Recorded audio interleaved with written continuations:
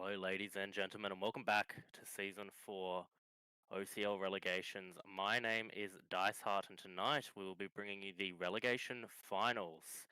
Having a quick look over at this schedule here, we will have our sudden death match to determine which team will be the final one to make their way into the Season 4 of OCL. Just very quickly before we discuss all of this and before I throw it over to the desk, I'm going to give a quick plug to the charity that we're supporting at the moment. If you type !charity in the chat, you'll be able to see, if I spell it right, you'll be able to see the... Bro. There you go. You'll be able to see the link to our Fight MND page where you can give us a hand if possible to donate. Try to help us out if possible to fight against motor neuron disease. It's a great cause if you have the extra bit of cash. Now, tonight, we've already had last night La Bomba, Prodigios, and Pretty Boys go through to this next round of relegation. So that will be our game for tonight. It should be very interesting to see these two versus each other. One team will be knocked out of relegations. The other one will go through to be our final team in Season 4 of the OCL. Very shortly, I'll be throwing it over to the desk so that they can break down this game for us. It will be best of 3, though, to see which team is going through. We might have just a quick look here at the first team, and I might even get my co-caster Jay Beto on here to have a chat with me about them. Jay Beto, hello. Hi, Samuel. I'm sorry, who? Hi, Diceheart. Anyway, so Pretty Boys here is quite a roster. I know that from speaking to a few people, some people didn't know who Tompo and Ningxiao La 5 were until I they still don't. were... Okay, yeah, that doesn't surprise me. But they're ex-OPL people, and it's very Yeah, exciting to yeah. see them coming back. Very nice. Well, Yeah. sorry, I'm eating, but Oh my god, there was literally feedback. Oh, don't let Jay Beto eat was the one piece of feedback that we got I got a about the drink cast. here too if you want. Oh my god, at least the drink will wash down the sound of food. Moss is going to be so angry. Well, no, You know what? I'll talk about these teams. Mute shut yourself. up, shut up, shut up, shut up. I'm talking. My turn. Thank you. I haven't been here for ages. I want to hear my own voice. All right. No, but I wasn't too sure what to think about either of these teams. This is what I predicted would be the final match, but I'm not gonna lie. Like, I've been really surprised with both of these teams, and I can't tell you who I favor because, just looking at some of the players on some of these rosters, specifically one of them, but no, I'm impressed. That's all I gotta say. Like, I think that the set is going to be close. I think that it's not going to come down to one player just dominates the game, or a couple of players just get flawed. I think it's going to come down to actual decision making and macro play, which is definitely what you want to see in a competitive Smite game. Not just one lane gets so fed that the game's over. Yep. I definitely think we're going to get that here. Yeah, I have to agree. I think that these teams are very evenly matched. As I mentioned earlier, Pretty Boys, obviously, they've got Tompo, they've got Ningxiao R5, previously known as Galenbra, so, and even Lahouse, so all, previous competitive players.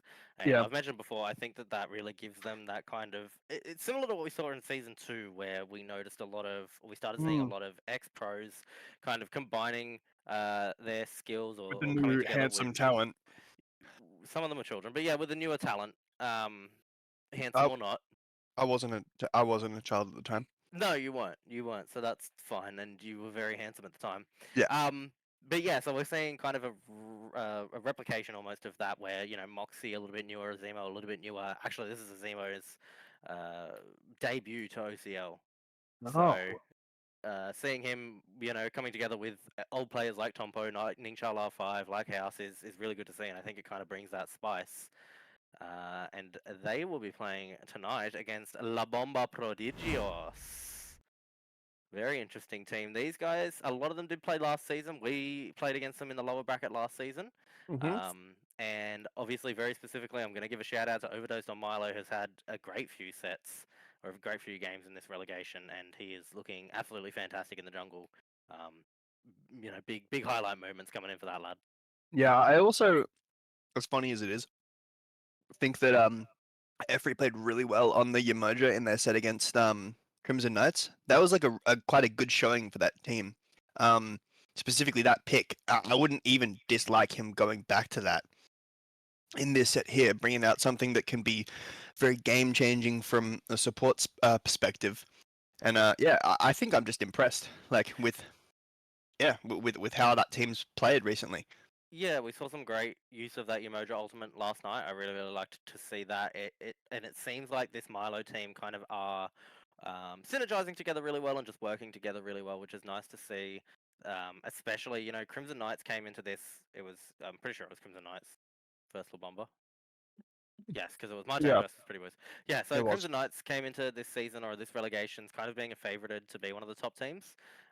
So seeing La Bomba kind of be able to have some really strong moments against them, kind of gives you hope that if they are able to take on a little bit of coaching, maybe watch the streams and that sort of stuff, or are able to pick up a coach on the side, Mm-hmm.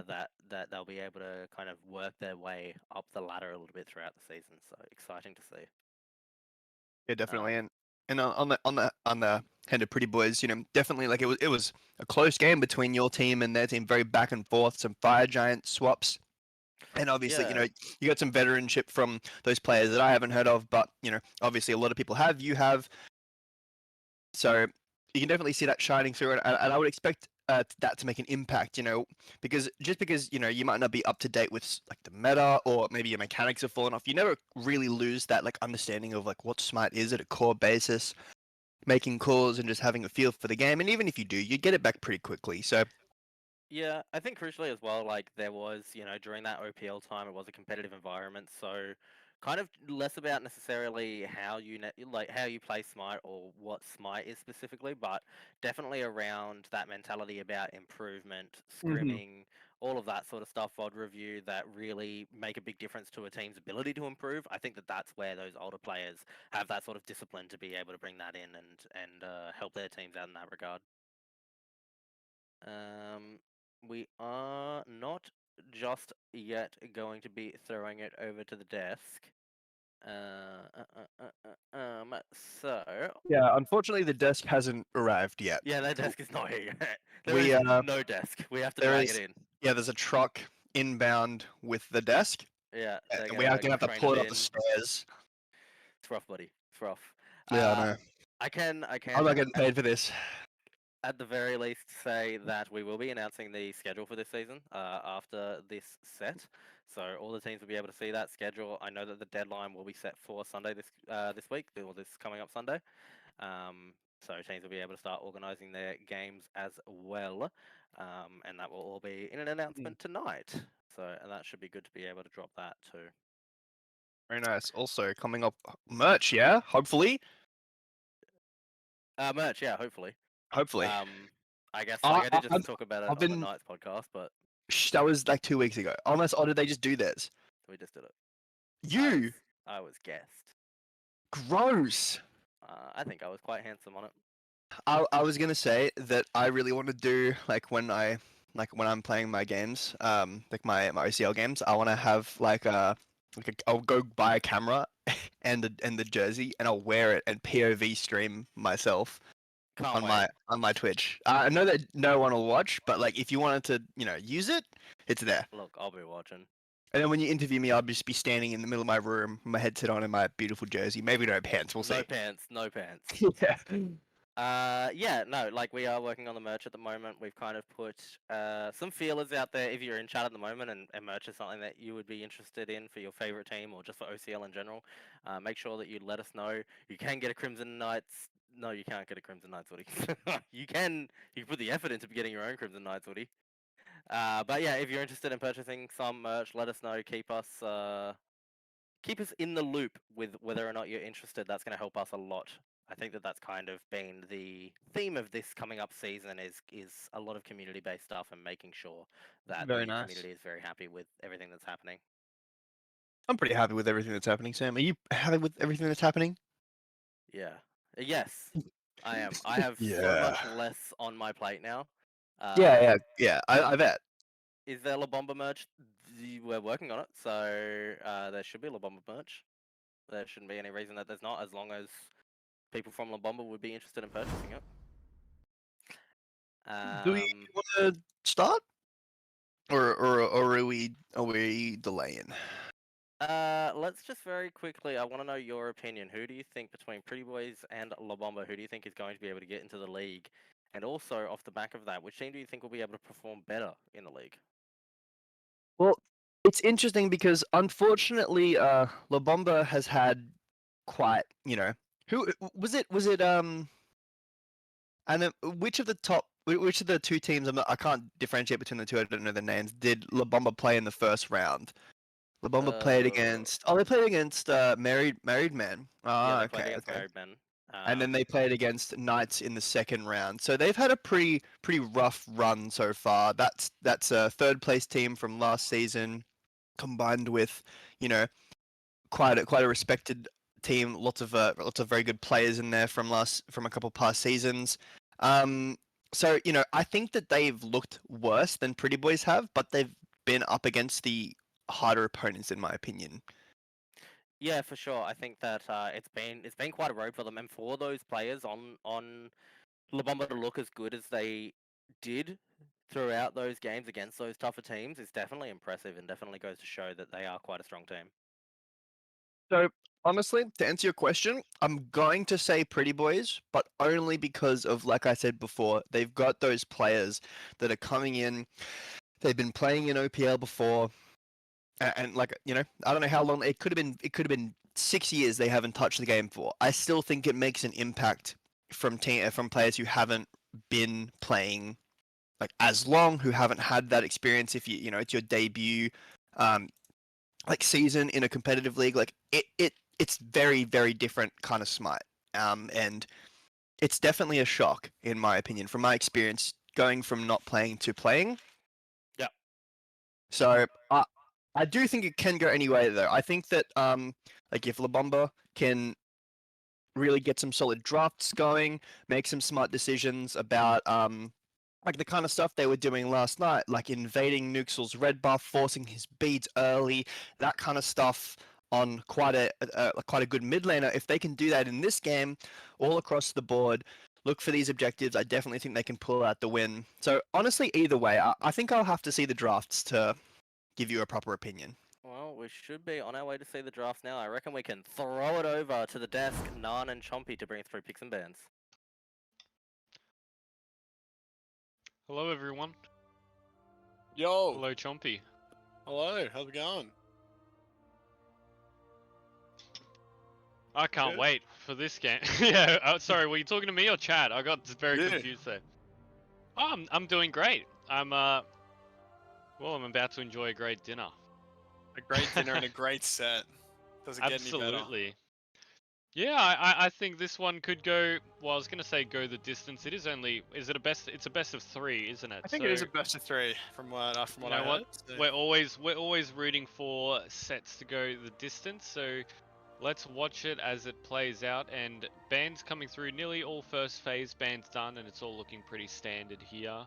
Nothing out of the ordinary, in my opinion. Yeah, I was just gonna ask you. Yeah, anything stand out in particular? Not really. I guess maybe a Thor ban against Milo. Now I've heard some things about that. Am I correct? That's respect. That is respect right there. In their first game, they did lose, but Milo put him on the back. Did some amazing stuff with the Thor.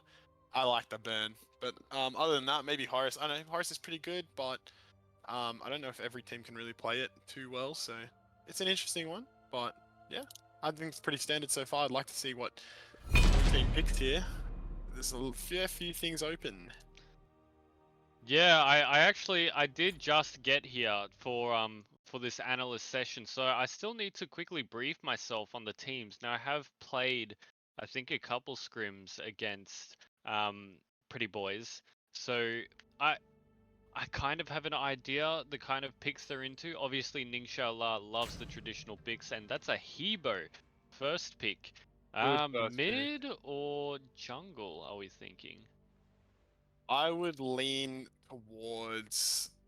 Is Bamboy mid? I'd probably lean towards mid, just because I don't know. I think Milo isn't. I don't know. I've never really seen Milo play that that one. But who knows? To be honest, it's a good pickup though. Very contested one. I'm surprised it's not banned. You know, that's a usual high prio pick, that one. So definitely a good one to take first, I'd say. Yeah, for sure. I think I'm leaning to the Hebo mid too. I see that as a nice aggressive pick that, Bamboy loves these picks. You could literally just solo the other mid on. So that's where I'm expecting that one. Guan and Yem responded. Well, you can't really get any more meta than that. I Yeah, don't lots of think. healing. Very strong. Yeah. One is like top 2, if not best solo laner right now that everyone's playing. So not surprised there. And Yamoja is kind of always strong with her kit. Yeah, you're right. That is a lot of healing. Now, I think Prodigios, is that how you, La Bomba? I'm saying La Bomba. They're Yeah. either gonna need a lot of healing or something that shuts down healing hard because that's a lot to compete with there. Yeah, not too hard to build into the old Divine anyway. They're still pretty strong with Mm. the extra effects that you get afterwards as well nowadays. So the little oboe procs and stuff. So more incentive to buy those. Achilles is an early pick, I think, but you know, it's more comfort, I guess. That makes more sense. Swapping away Yeah. from it. Good joy lane here. Ram is very strong right now, and you can't ever really go wrong with Athena having the taunt and the global pressure that she gives out. So Yeah, I did recently play against Efri Athena in a undisclosed scrim subbing for a certain team, mm, and I definitely think Efri is potent with the Athena. He's definitely good at picking off frontliners who position poorly, not naming any names. Um, comfort's it's always a good thing to go for, especially in a relegation game like this one. You want to have some guaranteed like comfort picks. You know, you want to give yourself the best chance to win. So maybe meta's not always the best way to go. It is a best of 3 though, so they can start creating a little mini meta that you might get time if it does yeah, go to a game 3. But best to focus on comfort while you can. exactly, and I think that's also why they've taken the Rama. I think Chigu definitely likes those kind of hyper carry picks, but more so taking from Ning Xiaola, who we've seen done pretty well on. So I think that's a good pick there. Hachiman in response. Yeah, Galen or Ning Xiaola is a very traditional hunter. You won't see him playing the kind of newer ones really, or the ability ones. I'd say he's very basic attack driven, and he's a very old player. You know, so he's very traditional in his way. So definitely loves the Ram. I think Ram is actually really good personally, but Hachiman has got the buffs recently as well, putting him back in the limelight. So just a pretty strong hunter v hunter matchup here. We'll see. I think Hachi with his banner doing more damage now is just so much stronger as well. So he's really safe god who can get a lot of pressure in that lane too. Yeah, I was just gonna ask, what have they done to Hachi to now we're starting to see him kind of priored with the top hunters? But yeah, Yeah, I mean, so his fair enough. banner does more damage, and his passive gives him attack speed as well. Ah, So it's not a lot just easier mana. to Right. yeah. So it's a lot easier to get up there and hitting hard and hitting fast. But yeah, good jungle bans here. So Ket Bark, I'm surprised they didn't go in the first half. Yeah, we can definitely see which kind of roles are being targeted out for the second phase by each team. I mean, I think those two assassins and those two mids are probably the next tops in their roles, so I'm happy with those bans. Yu Huang locked. Yeah, Agni and Merlin very strong as well as you said, and Yu Huang always a good god to have. You know, he's got good damage, relatively safe with his 3 to get out of danger. That CC immunity and that long duration leap, whatever it is, banish, self banish. Also just so much damage. Really easy to poke with that god and just sit back and cast from a distance. Yeah, he's going to be so hard to kill, and I like the little Yamoja old Yu Huang combo, Yu Huang old combo as well, so let's see if we'll get any action of that kind of shenanigans. Cucullin locked in solo for Prodigios. I'm guessing it's just a comfort pick. I mean, I like Cucullin. I don't know if he's the highest of prio. I reckon he's a bit underrated though. Yeah, I don't think anything I know nothing about solo lane. I don't think he's that highly prioritized, but you know he can always do a job there. He's always a big frontline bully, especially when he turns into that big form, that rage form. He just so much CC as well with that CC immunol. He can just run down carries really easily. So I think it's a good pick just to, if it is a comfort pick even, if just in general, it's a good one to just run it down. Could probably outlive the Guan ults and the Umoja ults as well, without having to run away. And then a Cleodna pick. That is, if I would say if Bamboy was jungle, it's a definite comfort pick for him. Yeah. Okay, I haven't maybe seen we're Milo play starting. this one. We might be Well, we know there's someone on that team who's a very well-known Cleo player, so I think mid. we might be seeing a Hebo jungle. Yeah, Yep, and Hebo I think jungle, Cleo I think mid. I saw them trade there.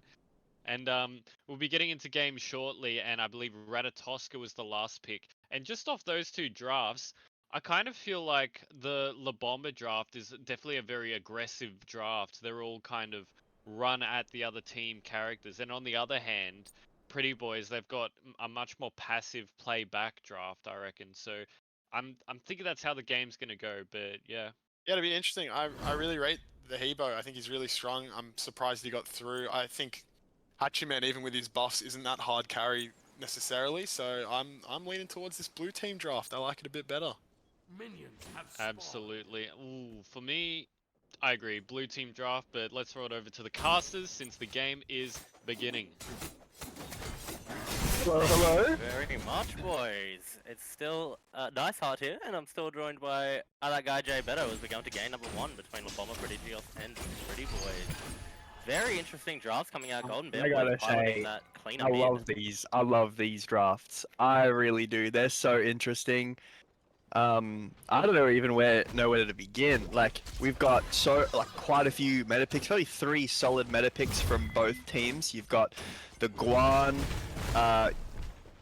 Umoja and the Hachi, and on the other side you've got the Hebo and the Ram. I guess I wouldn't call Athena meta like top 5, but She's definitely still playable though. still very strong. Yeah. The only question mark for me is Bandboy Cleo mid, but like we know that that's a very strong pick for him, so I'm not concerned. Yeah, I have to agree with that. I mean, you know, it's spicy, but I also think that Bamboy has been waiting, he's been playing mid for a little bit to be able to just whip out this cleaner at some point and just play out of his mind on it, and I'm expecting him to do exactly that.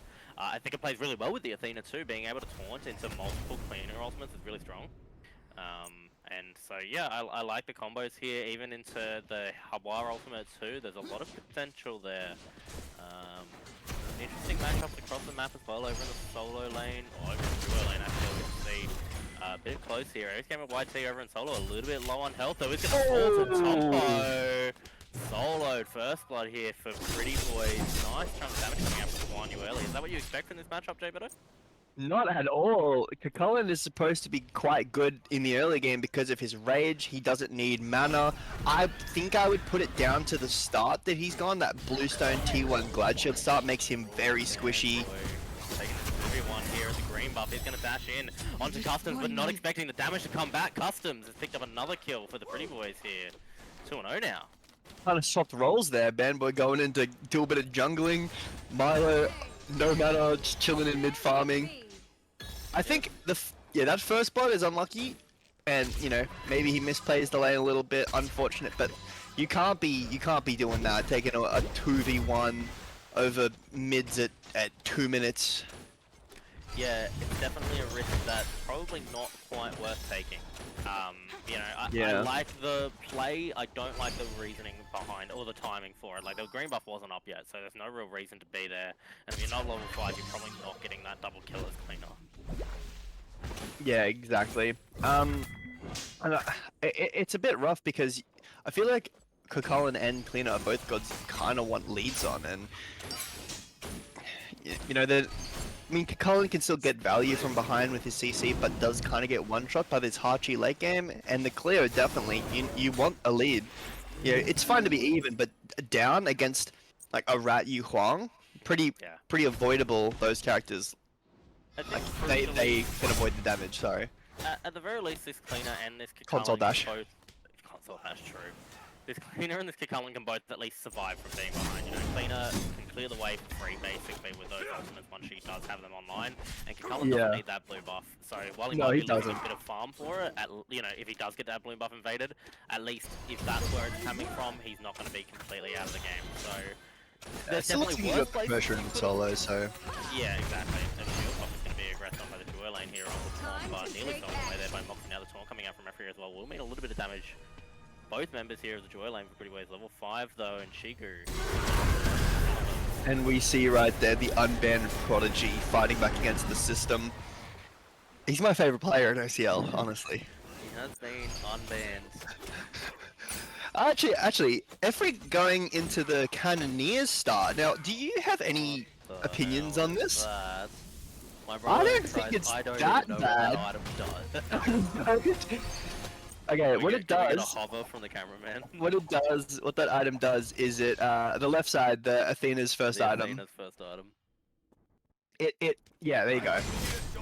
It like one-shots any minion every 7 seconds. Okay, alright, I'm here for that. Oh wow, Customs has dropped in the ult onto Yeah. solo lane, and there is Gamma YT, he's gonna fall again. Yeah, it's brutal. It's brutal. The Guan Yu, like with the ult up, the gank potential from the rat, isn't really much you can do there. To be fair, he did have his ult, Colin, so he probably could have gotten out. But yeah, a really good gank from Customs there. But yeah, Bit of rotation here, blink out onto the Oh. Charlara is gonna force the ultimate out. Not too Unlucky. bad there, you're trading blink for ult, so it's a good opportunity to rotate back there at some point. Ram is gonna have a decent time trying to take that fight now with Efri. Gonna throw that dash out there, Yeah. not gonna find anything mid. Do go I on, wanna sorry about this item. yeah. So it's interesting because support auras are so OP. It kind of gets it's not really as good as those, but like it's buildable. Gonna find this one. A little bit of damage. Because it Not gives bad, though. it gives bonus gold. Like, it's not just like that you like kill the minion instantly. So it helps you Yeah. clear, and it like you can funnel like farm into one player by just standing there helping them farm. I like that for a support, if that support is going to be sticking around. Yeah, and I And think I focusing want to on see the farming early. Athena doing something like that. He's a little bit behind now anyway, and you want to be sitting there forcing this Yu Huang. I know that it's a pretty interesting matchup. If you can time your 3 for the taunt or not, but I think pressuring him out, staying in lane, definitely a place to be because you don't really have to be roaming in the jungle. You can be ulting. Yeah. Yeah, That's a good point. That definitely provides a lot of value on the Athena. I think it's good. It's a decent item too because Rotation from Milo. wow. He has gone Oh, all the hold on. way. Oh, is he coming? I think Rat might be coming. He is coming. He's not going to get there in Oh. time though. So Milo made a huge rotation there for that speed buff. I would almost say that's not worth it, except that literally there is no other farm on the map except for harpies, like roaming harpies. So I'm actually okay with that. It's a good invade.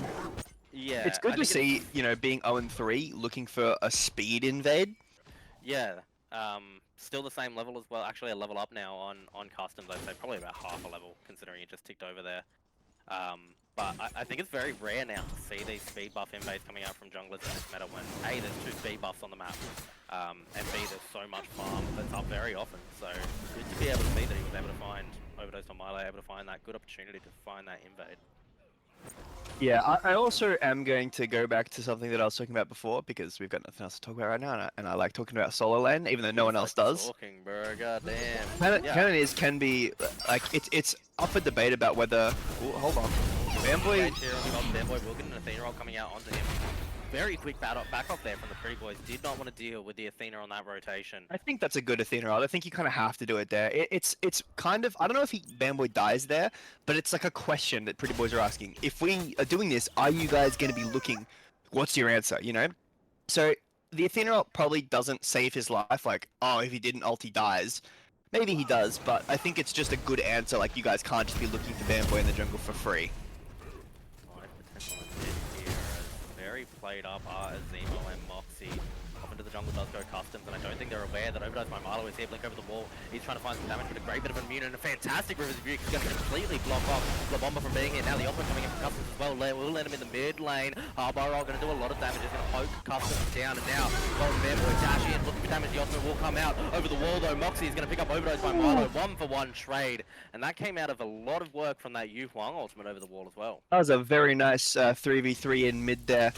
Forcing that Yu Huang dash, a really good Rivers Rebuke from Moxie, like you pointed out, and then just a jungle, I guess overextension. Chases that Hebo kill out after the ult stun and walks basically into the team by himself. But a really good trade back from the Azimo combined with Moxie's effort. I'm sure Moxie just got the last hit, but it was a very, very good, probably almost blind Dueling Dragons there. Yeah, I really liked the thought process there of La Bomba. They knew that the Customs was rotating into the right side of the map. You know, probably aware of the ward situation. It looked like Milo was sitting in a good spot where there was no ward. Ooh, Tompo gonna be forced to use that cavalry charge to get himself onto tower here. Milo's here, but not in a great position to gank. Maybe looking to invade this blue bubble. Started up on a Customs right now, looking for the damage. It won't be successfully invaded. Customs able to lock that one down, and Tompo should be pretty safe here to pick that one up as well. I think that it's still a good thing to look for. Like, again, you're looking for that pressure, a level down on a matchup that you probably shouldn't be doing this good in the early game. Hebo really coming online after, you know, 3, 4, 5 items when he's looking for that one-shot potential. Keeping this rat out of the game, even though he does have like a half-level lead, maybe less, it's still super impactful. And you did deny the... I mean, depending on how close Guan was to the wall, might have denied that XP from him. When he still gets the blue, but he's got a full breastplate now. I don't really think that, you know, he's going to need the blue buff specifically. It's just the XP that you need. That's why you're invading it at this point in the game. Yeah. I do think as well Get the that... totem! Get the totem! Please! Solo laners be like... I think that... Oh, Well, I like what freezing. Aries game is doing here. Freezing, though, as Efri's going to Yeah. be engaged on in the jungle near that Gold Fury by Customs. A lot of rotation coming out. Maybe Pretty Boiz looking to start with Gold Fury. No Oracles available just yet, though. Might be a rough position as in this corridor. Do the Pretty Boys go near this mid lane? Bamboy looking for a little bit of poke. Won't be able to find it over this wall. Has looked into the wall, though. Finds a little bit, and I think this is the benefit of this cleaner here, is that left side wall for mid lane. As we see, both ultimates popped here for Ningxia and Chigu. Unable to find the snipe, so is Chigu. Rotation coming out from Customs, though. He's going to go up onto that tree. 1 bounce, 2 bounces, 3 bounces, land, forces the beads, and picks up the kill onto Chigu. Great rotation there from Customs. Getting that beads out is the key to that kill. Getting that kill in that situation doesn't really matter. He's pushed the wave. Another wave has just touched, that's fine, sure, and he's going to lose that wave, but losing that beads there opens up so much for a Gold Fury. Now, you know, Guan looking at Rama, that's scary with no beads. Dash in from Efri here, looking for some damage on Customs. We'll be able to find out more to the hardwire damage Customs, though. Turning it around, Moxie is here, has the Resistance available as he's going to slow. Efri doesn't have a dash available as the Dueling Dragons come out, and we'll find a lot of damage. Efri down to 1 health, has the charge available, and he's going to get out of that one now. Over to Milo, throws his ultimate out. Ningxia finally finds the kill on that 1 health Efri. He's going to fall, and Bamboy finally finds the 1 health of Zemo as well, as in comes the Guan Yu. Tompo on that cavalry charge. Customs going to be credited with the kill onto Milo there, as Bamboy's made his rotation over. 4 members of Pretty Boys are here to start up this Gold Fury. Chigu and Bamboy have their work cut out for them to try to steal this one away, but Pretty Boys are backing off it. I think this is a mistake. I think that, fine, you know, you've lost your mid laner, but you see the Kukulkan on your bastions right now. He's sitting there, he's farming. Like, I think that's the wrong decision. I think that he could have TP'd. He just used it. He could have TP'd over to Gold Fury and helped defend. But, you know, he didn't, and it was a 3v2. I think you could at least set up a bait. Yeah. Was it a 4v2 actually? It might have been. It was a 4v2. Customs doesn't matter though. It's a hard situation purely because of the cleaner. Cleaner double ult is very potent on objective steals, and I think objectives are a really hard place to be right now. A lot of the teams in OC are still trying to, I think, work out exactly how they want to play objectives, and if you lose this Gold Fury in the early game against double cleaner ult, you're going to feel awful about it. More rotation coming out here as Efri's made his way over towards the solo lane, looking for Tompo, that cavalry charge is available though. Tompi. And now Pretty Boys are going to rotate their way over towards Pyromancer. Same problem though, Golden Bamboy in the area with that double ultimate available. Yeah, it is very scary when they're full health. Does use one of the ults, but you know, it's still a threat. It's still a threat. You know, it doesn't matter that he's using 1, even 2. It's going to be back up before you start bursting it down. Just taunting for the fun now, I like it. Yeah, I think that. Yeah, it's a little weird to look for the Guan in that situation because you're never killing him, and the whole point of ganking him there would be to like force his ult, or like if you can really kill him like at his tower. But they don't really do that. I think they spend way too much time on that totem there. They could have looked to go for a pyro fight there. Both objectives still not being down. This is a pretty even game, like 900-ish gold in it. And Yeah. at 2-7 for Pretty Boys, this is not at Ooh. all what you want to see. I like this from Pretty Boys. They're going to walk their way over towards this gold fury. They had the grouping up and very likely saw the big back off there from La Bomba. Overdose from overdose from Milo has already rotated over the Athena Rock coming out. La Bomba Prodigios are able to steal away. Huge ultimate out there from Milo. The Rivers of View comes down and Milo will fall, but he's done his job. He's stolen that gold fury and well played there by La Bomba to get that one. He dies for it, but it puts them in the gold league. Kakula now jumping onto the Guan, looking for anything that he can. Ultimate Dash still available. by Big Every taunt. will find 4 and the auto coming out. A huge Ares Gamer finds 1 huge damage coming out from Golden Fanboy. Double ultimate through those walls. Up to the air does go Chigu. Looks to the snipe. 1, 2, 3. Fight out. Not able to find a kill. And this backline goes Combo. Looks at the damage onto Chigu. A gets forced out there as Ares Gamer doing his best to just zone away for his backliners here. Both teams separating out there, but Gold Fury and the kills go towards La Bomba after all of that. I really want to say that you can see the impact of heal diff there. Ares Gamer gets an incredible ult off of a dash taunt from Efri. Very good dash taunt, very good ult, and unfortunately, Hebo ult would have killed everybody there, but the Guan and Yamoja sustain keeps them in the fight when they have no right to be. Them tanking that whole thing and Rama ult, and clear ults, that should have been a wipe, but the healing is too good right now with that Lotus Sickle online for the Guan. Made so much of a difference. And for Yamoja as well, they've both got Lotus right now, so... Oh yeah, they do. I think she may have just got that. Just gotten it, yeah, but still, I mean, it really speaks to how powerful that item is and how potent. Yeah, also the med as well on the emoji, the upgraded med would have made a huge difference, and not a lot of anti-heal. 1 contagion. I would have honestly liked to have seen a tainted start from Ares Gamer. I think that any game that you can build that on solo, you absolutely should. It's incredibly broken. And like, yeah, you have anti-heal in your 1 and contagion's great. And like, I think, I'm not saying that, the fight would have gone different if Ares Gamer had changed it, but like, I think that you really need to be investing in anti-heal from at least this point on. You should have had it before. I really think that you cannot underestimate how strong the healing is right now. Chompy made a joke about it, about how, yeah, Divine's strong, just kill Divine. But they're not doing it. That's huge. Done out here, we'll be able to dash away in mid. Yeah, you're absolutely right that... honestly, you said, we're going to say the Tater Steel. I think Tater Steel would have made all the difference there, considering I do. the I think amount Tater's of damage. broken. Yeah, the amount of damage that was pumped out in that very short period of time off an excellent spot as Moxie is being engaged on here. Taking a lot of damage, does manage to drop the Rivers of View, but not in time with Milo.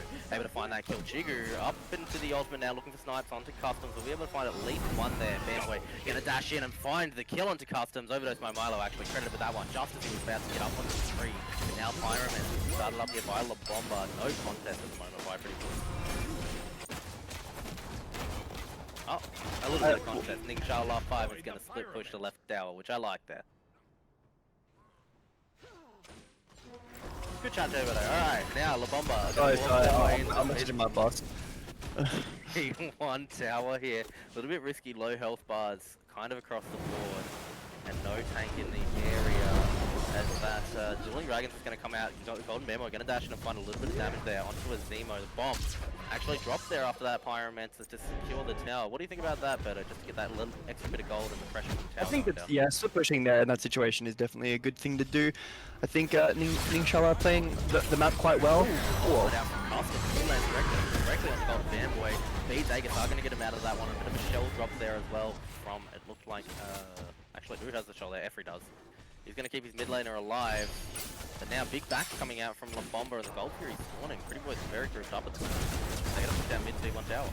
This is definitely a really important God Fury. A really nice T1 call too, just stripping that off when it's God Fury hasn't spawned yet. I'd like to see them pick up the Oracles here. It does look like that's what they're going to do. Good map play so far from Pretty Boys. But unfortunately still not in the lead. This is still a dead even game. So Pretty Boys, they're looking good in the fights. They're looking good on those like big decision making, but the macro from La Bomba just looking better. Yeah, look at those drops. That is. Yeah, that's definitely the Gold Fury steal. But even still, like, it's peaked at a little over 1500 for La Bomba, and it only ever got 1500 for Pretty Boys. So it's not much. You can be 1500 up in lane. That's pretty awful, but Yeah, Jesus. Well, we've seen it, and now with this Gold Fury up, I would expect this lead to either go significantly higher in the favor of La Bomba, or to completely even out here, depending on how the Pretty Boys want to play this one. They have the ultimates available on everyone except for Customs and Ming Shaola 5, and they have enough pressure on the map that La Bomba are going to be the ones to start this one up. Only 2 members of Pretty Boys are in the area. One of them, though, is Moxie, surrounded by a lot of members of the La Bomba boys, and La Bomba will be able to find that goal. Fury Moxie did what he could, unable to stop this one from happening. He's going to try to riptide his way out of this one. It's being engaged on Chigu with the snipe. We'll be able to find Moxie there. The Riptide Brig was dropped before he fell. It's not going to be enough there, as now the members of La Bomba who will pick up that goal Fury are going to find their way into the left side T1 tower. Going to try and push this one down too.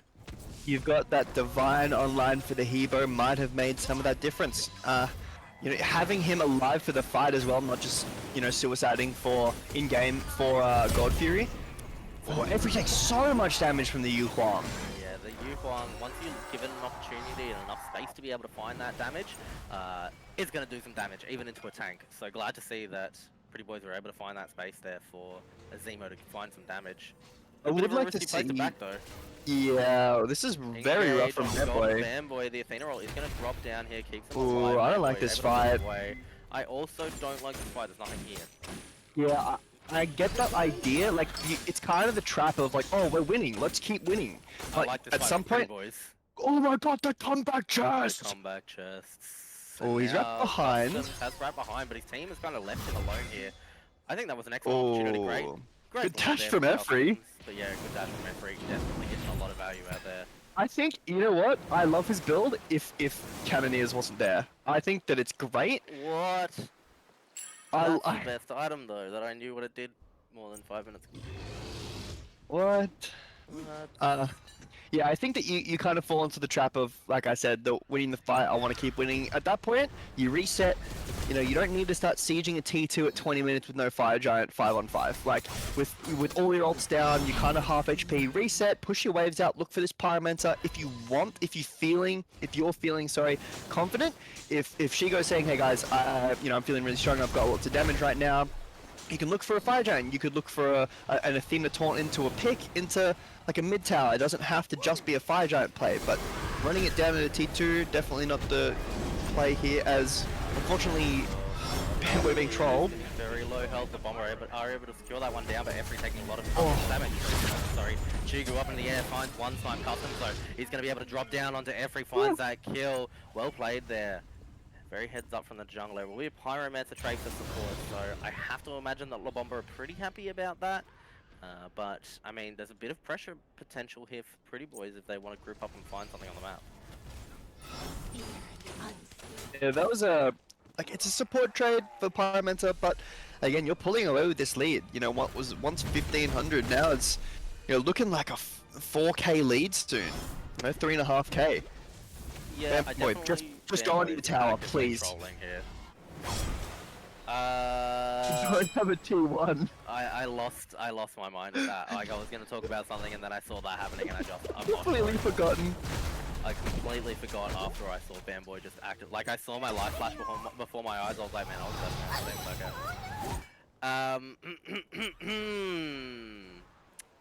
Both teams Anyway. still exist in this game, and despite the 4K lead thereabouts that La Bomba have for themselves over the Pretty Boys, I definitely wouldn't count the Pretty Boys out of this game. 3.5K goal in favour of La Bomba, but we did just see that Pretty Boys are able to be focused around these objectives. It was La Bomba that pulled that pyro. They fell to very low health, used quite a few ultimates, and at the end of the day, they did lose their support and one of his relics for their trouble.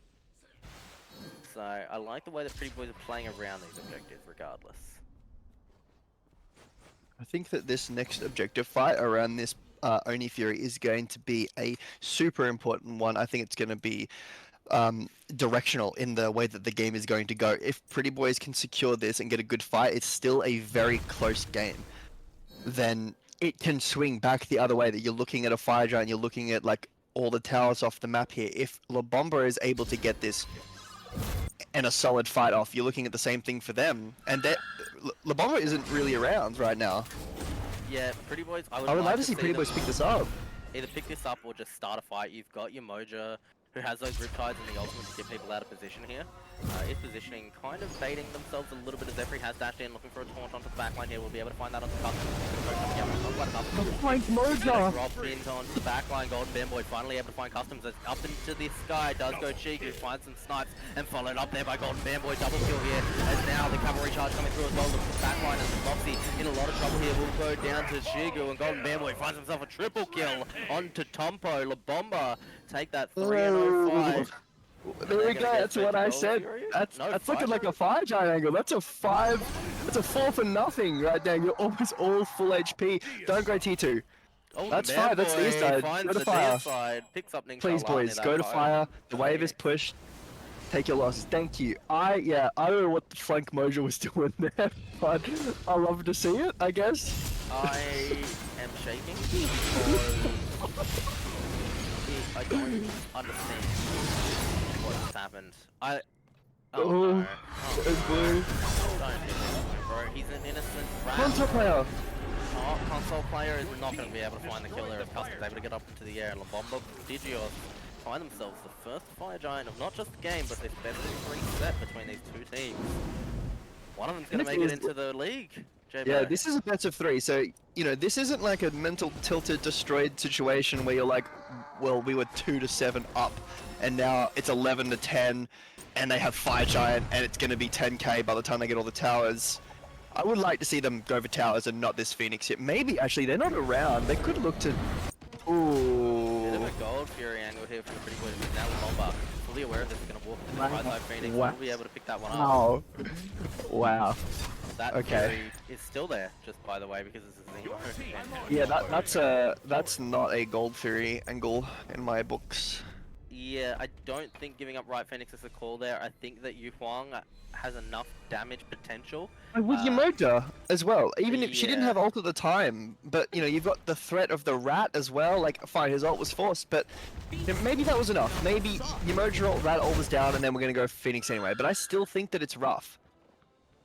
Yeah, I mean, you know, a call was made and they stuck by it, so at least everybody kind of stuck with that call. It's actually criminal that there's just not any more anti-heal, just like no arc. There's like one Divine and that's it. There's a Divine and a Contagion and it's just enough. Yeah, I think... yeah. I would like to see Pretty Boys playing some more sustained, long engagements rather than this full commit dive, because that's what their comp is good at right now. Like, I know that Rat is rough with that, but you've got Hachi, Yu Huang, which have so much range. You've got so much healing and sustained from the Guan and the Emerger, yeah, with the, you know, and even if you do happen to fight, you've got these Lotus Sickles, you want to play as a grouped up team. Now that does really suck into Athena, Cleo, Hebo, so maybe this is just a draft chasm. Maybe La Bomba just have their number this game. I think if you didn't have this one here, I think Emoja plays just fine as a healer without having to be too close together to your team and create that opportunity for Efri to be able to get in, but like Guan Yu does need to be close, and it also kind of means that he's not creating a lot of space. Yeah. Backline is there as Chiku has made a huge rotation over towards the mid lane here. Everyone's full attack onto the Phoenix. We'll get it down to about half health. Still staying on this one. Will be using those Bs to try to get himself out of trouble there as Customs went in, tried to find that last little bit of damage to pick up Chiku. Chiku finally finds the mid Phoenix, so he's going to go up in the air, finding those knives. 1, 2, not able to knock Customs off. That's that Titan's Bane damage, Batman. Out comes that ultimate there from Moxie's view, creating a little bit of space for Chiku, who's made his rotation in, finds himself the double kill. The mid Phoenix is already down, left Phoenix now being looked at here by La Bomba. Still have 5 members strong with Fire Giant, might even push in for the end here. Low health though is Efri, and not a lot of 3 Phoenixes, no EFG. This is a rough situation. He's thinking to the backline. Does have the Athena ult on his no healing there for Efri though, as the Torch is going to come out and Customs will be able to find himself that kill. Overdose on Milo, trading out though as Customs falls. No chance here for the Bomber to end. I like this call from them. I really hope they do get out here. They stayed a little long once 3 Phoenixes go down. I don't think you look for the end at that HP. Again, I know it feels like, oh my god, 3 Phoenixes down, let's end.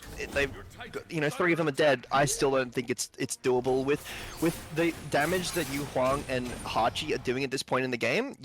And your low HP bars, it's just not doable. Fire spawning 2. This is not where you want to die as well. It's fine for Efri. He has the ult.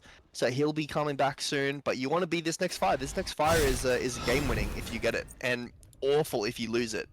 It's still a pretty awful situation for you to be in 3 Phoenixes down pre-EFG, but Yeah, but you know, if Pretty Boys are able to secure themselves this Fire Giant, they're I in a would just like to different world. say that Ares Gamer is so confident that he's going Heartseeker, 6th item, onto Cullen. I like that. He does It's damage alpha. drop. It's so alpha. He's like, you Huang Hachi man, full pen. I don't care. I don't need any other. Prods, I don't bro. need prots. Good damage Oh. as this Fire Giant starts up here. I don't think we can like I don't even think that you need to. I think that this is a winnable situation. You know, you're 10k up. Guan Yu still not level 20. He doesn't have his starter. Ares Gamer does have his starter. I think that you do have so much burst damage onto this Titan. If you can have both clear ultimates, if you can have Hebo ult, if you can have Colin, who's unfortunately raged now, but does have his knock-up available, and with the Rama snaps, with that Titan's Bane damage, I think it's endable, especially if... comes down in this defense in those areas. Gamer as well looks for a little bit more. Custom finally managed to pick up Overdose on Milo there. Golden Bearboy though, he's going to trade in Zemo. Snipes coming out from Shigu are good. Moxie in a lot of trouble there as Golden Bearboy's found himself a double kill. Tompo doing what he can to find a little bit more damage as Golden Bearboy has himself another triple kill. Blink out from Customs looking for Bearboy. Will be able to take that trade there. Double kill there for Customs. In goes Shigu though, and Efri on that ultimate from the Athena will be able to find himself that kill alongside Shigu. Now the Titan being aggressed on. Only Customs alive here and not in a good position to be able to stop this from happening. Shigu, Efri, and Ares Gamer turning around to try to find him there, but Fire Minions and 3 members of La Bomba. This game is going their way, which means 1-0 here for La Bomba. Roll there from Shigu. We'll find him the kill finally. The Titan goes down. Wow, what a great game from La Bomba. Again, 2-7 down, and they brought it back on the macro again. They had some great fights, a huge hero steal from Milo. That's surely got to be in the highlights. That honestly changes the game for them. It brought them from a little bit down to they were 1500 up when they had no right to be at all. You've got a, first blood and second blood for Pretty Boys. And yeah, La Bomba playing lights out. Excellent game there from both teams. I think we will throw it straight.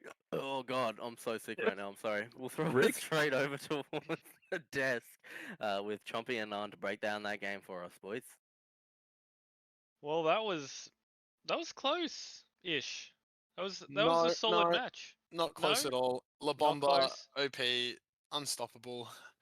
Yeah, look, honestly, it was a close game. I am joking, but a lot of just good use of the pressure they had. That Hebo, Cleodnar just dominating that mid kind of early to mid game, and not early to mid game, mid to late game, and just playing off that comp there was really good. Like they mentioned, a huge steal from Milo on the Gold Fury kind of swung the tempo, and when your support is flanking and not peeling your backline, it makes it easier just to shred through there. So just an overall good gold fights for La Bomba.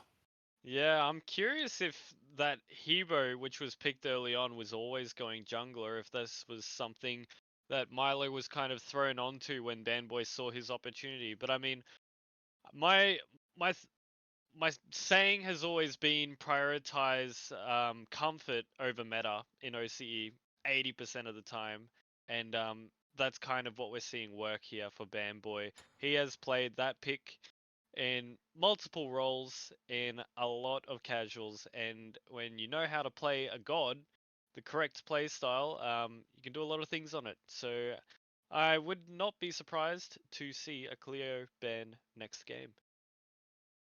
Yeah, definitely.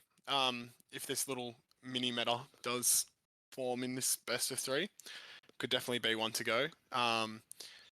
Customs as well doing a good shift on the rat kills wise, but Hayden said, "Leave my carries alone," and he taunted them away, winning the Efri Hayden the Hayden Customs battle there, at least in game 1.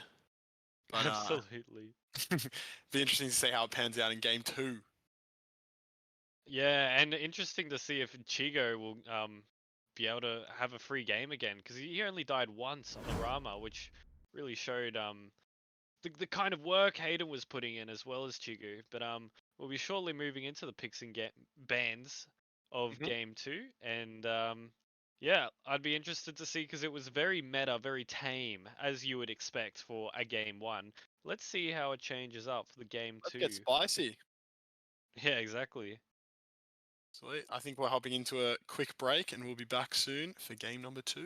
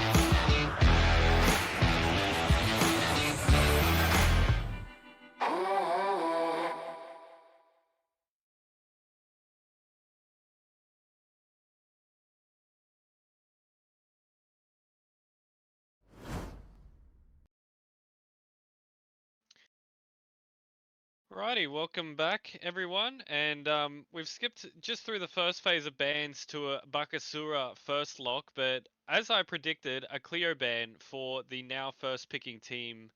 Oh, mind blank. What's their name again, Chompy? The Lebomb? team on the No. left is Yeah. Pretty Boiz. Pretty Boiz. And on the right, Hebo banned, so they don't want to play against it. Yeah, if you're not first pick, you got to get rid of it. I think Hebo is very, very good right now, but there's also a lot of good gods right now. So if you are going to do this, a few meta picks are going to sneak through with the Cleodna ban coming out, but you've still got the big ones. You got the Vimana, you got the Hell Afro if you feel like they're very strong. So Bakasura this time slipping through and getting first pick straight away for customs on that side. And so has Sir Ket, which is now being hovered. Another quite highly valued pick, which we actually haven't seen a whole lot of. And Kikalan locked in again. That's got to be comfort. I actually yeah. think you don't need to take the circuit here with the other team already having their jungler. You can get it in Yeah, the third phase before that's the true. next banning phase. But if they want to maybe hide their picks or maybe flex it into support, even I don't think it's very good there anymore. Or unless Efri's cooking, you never know. Yeah, but yeah, either that or they're trying to like hide their other picks, waiting for more of the comp to come out. So yeah, I mean, not a bad pick overall. It's just with the draft order, I don't think it's really necessary to go at this early. You'll probably see the same thing with the hunters as well. Like, you're not going to really prior a hunter because other than Marty, they're all available, and there's a very fair few strong ones. So, it'll be interesting to see the direction they go and what types of picks they're trying to take first. Yeah, I mean, if they're picking it there, it's probably because they've got other picks that they want to hold back on. And now there's a Ganesha and Tier locked in. Ganesha, I guess, like a flavor pick. I don't really see it as a particular counter into the top 2 for La Bomba, but Tier now, I think we'll start seeing a bit more of him for sure. Yeah, adding a stun to his defensive ult. I don't know. Personally, I don't know how crazy it is because you don't really want to ult in the defensive stance too much. I mean, it gives you incentive now to at least, but before this buff, it was basically irrelevant because you were doing less damage as well. So Yeah. I think spicing up it's tier a bit more, giving him it's more of a place to shine. it's one of those things where a character will get a minor buff and then he starts getting tried a bit because he hasn't been played really in the meta, and then everyone starts liking him again, even if Yeah. he's not like wildly OP. Yeah, And then I think it's Rama. just strong. I think it's just strong. Yeah, it's not like Yeah. crazy broken or anything, and just yeah, when people are reminded of it, it's fresh in mind. But Yeah. Yeah, I yeah, believe that. Rama, decent pickup. Like once, like we said, I honestly think Rama's like the best hunter right now. So I think it's just another good pickup there. Getting him before the ban phase, even if you are going to focus on these middle lane mages with the Merlin going so far, but just very strong to have. I'm actually surprised Rama wasn't picked further up, to be honest. I think both these teams will be thirsting for a pick that's already super high prio. But anyway, it'll be once again La Good Bomba bans. getting the Rama, and pretty standard bans. Once more the two OP mages for La Bomba, and the two OP supports for Pretty Boys. Yeah, yeah, Capri's very good at stopping what Bakasura wants to do.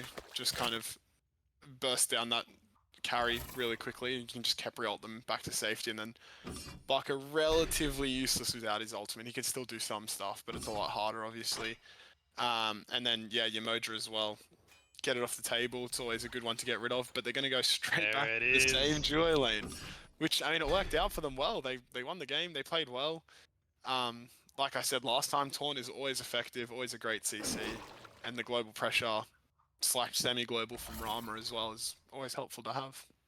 Now, I think Ganesh can do a bit more against an Athena who's looking to constantly dash taunt, so I'm expecting to see Customs kind of use Ganesh's kit to maybe take advantage of Hayden putting himself out of position to get a big taunt off. Yeah. Is Anami Scylla being hovered? Yeah, I think if this Athena dashes in, he's in a lot of trouble. I think you have to go for Yeah. those raw taunts. You can't. If you're channeling that dash, it's so obvious, and Ganesha can just punish you, especially with a Scylla like this. Ganesha has great setup, really easy. Like the silence can lock someone down, the dash is good, and even the slow on the ult, or like not wanting to walk over the ult, allows Scylla to kind of get some easy casts off. Once again, is an army. I personally believe. I know she's pretty easy, but like I don't see anyone in OCE ever playing as an army. So she is still very strong though, very easy. Kind of guaranteed pressure in lane, especially against a Ram. It gives a good like ability to keep up and not fall too far behind those astral arrows. Yeah, I would agree. Izanami slightly undervalued right now. I think less of the god and more so just what she brings Fire early base. on with the pressure. But no, it's a Kern. It's a Kern instead, and Just as good, if not yeah, better. still good. As an army with her basics has like more pressure, but this is pretty even between Cern and Ram, and Cern has Yeah. been so strong for so long. That cripple as well on his twos, really good. So Kern's got that fight pressure, so yeah. I am really liking this comp for Pretty Boys. It's There was a I think, Morrigan I last think it pick, works by the way. together nice. Yeah. We did Okay. click off pretty quickly, but the Morrigan was the last pick there for the Ram Athena team. Some pretty decent transformations across the board. You can turn into Well, the the age Bakura, you can old. turn into the Scylla, Yeah. or the double Circuit, or even Ram snipes if you need to chase someone down or get more hunters in there. But definitely a cheeky pickup at the end, for sure. I mean, yeah, the double circ is definitely what you'd expect, but who knows? Who knows what Bamboy is eyeing up out of the 9 other characters he has to choose from. But going just team versus team, I'm backing the Pretty Boys comp. Yeah, there's definitely good setup for the Scylla here. I think it depends how it goes, and such a big pressure pick with Barker. Having the Cernanos too is a great lane bully, like you said. I think a lot of this game kind of banks on how fed Milo can get, or how well Bamboy can transition with those Mori ults. But it'll be interesting for sure. It's a lot more even in terms of like, both of them are playing aggressive comps. Yeah, it's going to be some interesting team fights. And with that being said, game is starting shortly, so I think it's just about time to throw it over to the casters. Yo! There's a party in my city, yeah! I wish I had a different different caster to this with me. But anyway, match point here for La Bomba, up 1-0 over the Pretty Boys. If they're able to take this game, they will go through to the regular season here for season number 4. Will Pretty Boys be able to take this one back? Jay Beto, what's your bet here looking at these teams? If there is ever a game to bring out Tier Barker Silla, it is a match point game. There's And Ganesh. I love it. I love La Bomba's comp. I love it. It's definitely. I don't love the the tier jungle right now, but No. Oh right, yeah. You had me excited for a second, but sure. Don't bully our cameraman, please. At least we have another cameraman now. It's so exciting to have more people doing jobs right now. Yeah, this is interesting. I don't love the Bakasura at the moment, obviously, with Eat Minion being significantly less good than it used to be. It's a bit of a difficult position for custom speed piloting this Barker. But we'll have to see what he can do. It's a little bit of a shake-up from last game. Very global-oriented gods in the last game with the Athena for La Bomba and the... Was it La Bomba that thing last game? Bro, am I okay? no, bro. Pretty Boys have had the Athena both games. Yeah, It's the an every special. It is a Lefree He's special. bringing out that duo lane, potent. A lot of damage coming into customs there between Milo and Bamboy. I like this cat as well, and yeah, sorry, the Athena for every, like, he played it really well last game. I imagine he's gonna play it really well this game, but it's a different game now. There's not as much global pressure being put out here now. The customs is on this Barker instead of the Rat, and that was very close to being. I'll tell you what, I really do like the Colin this game. I like it a lot more than I did last game. It was a bit weird of a pick last game, but I like it into Barkasura. I like it into Scylla. I like it into CERN. I like those picks. It can be a bit rough into the Ganesh, but I do like it into those picks. I think that it can run those gods down quite well. I think the Circuit is really nice here. It's a bit, the Bakasura, a bit rough into that again, but like you can avoid it. It's not like it's an unwinnable matchup. It's just probably not one that you want to be taking the 1v1s with all the time.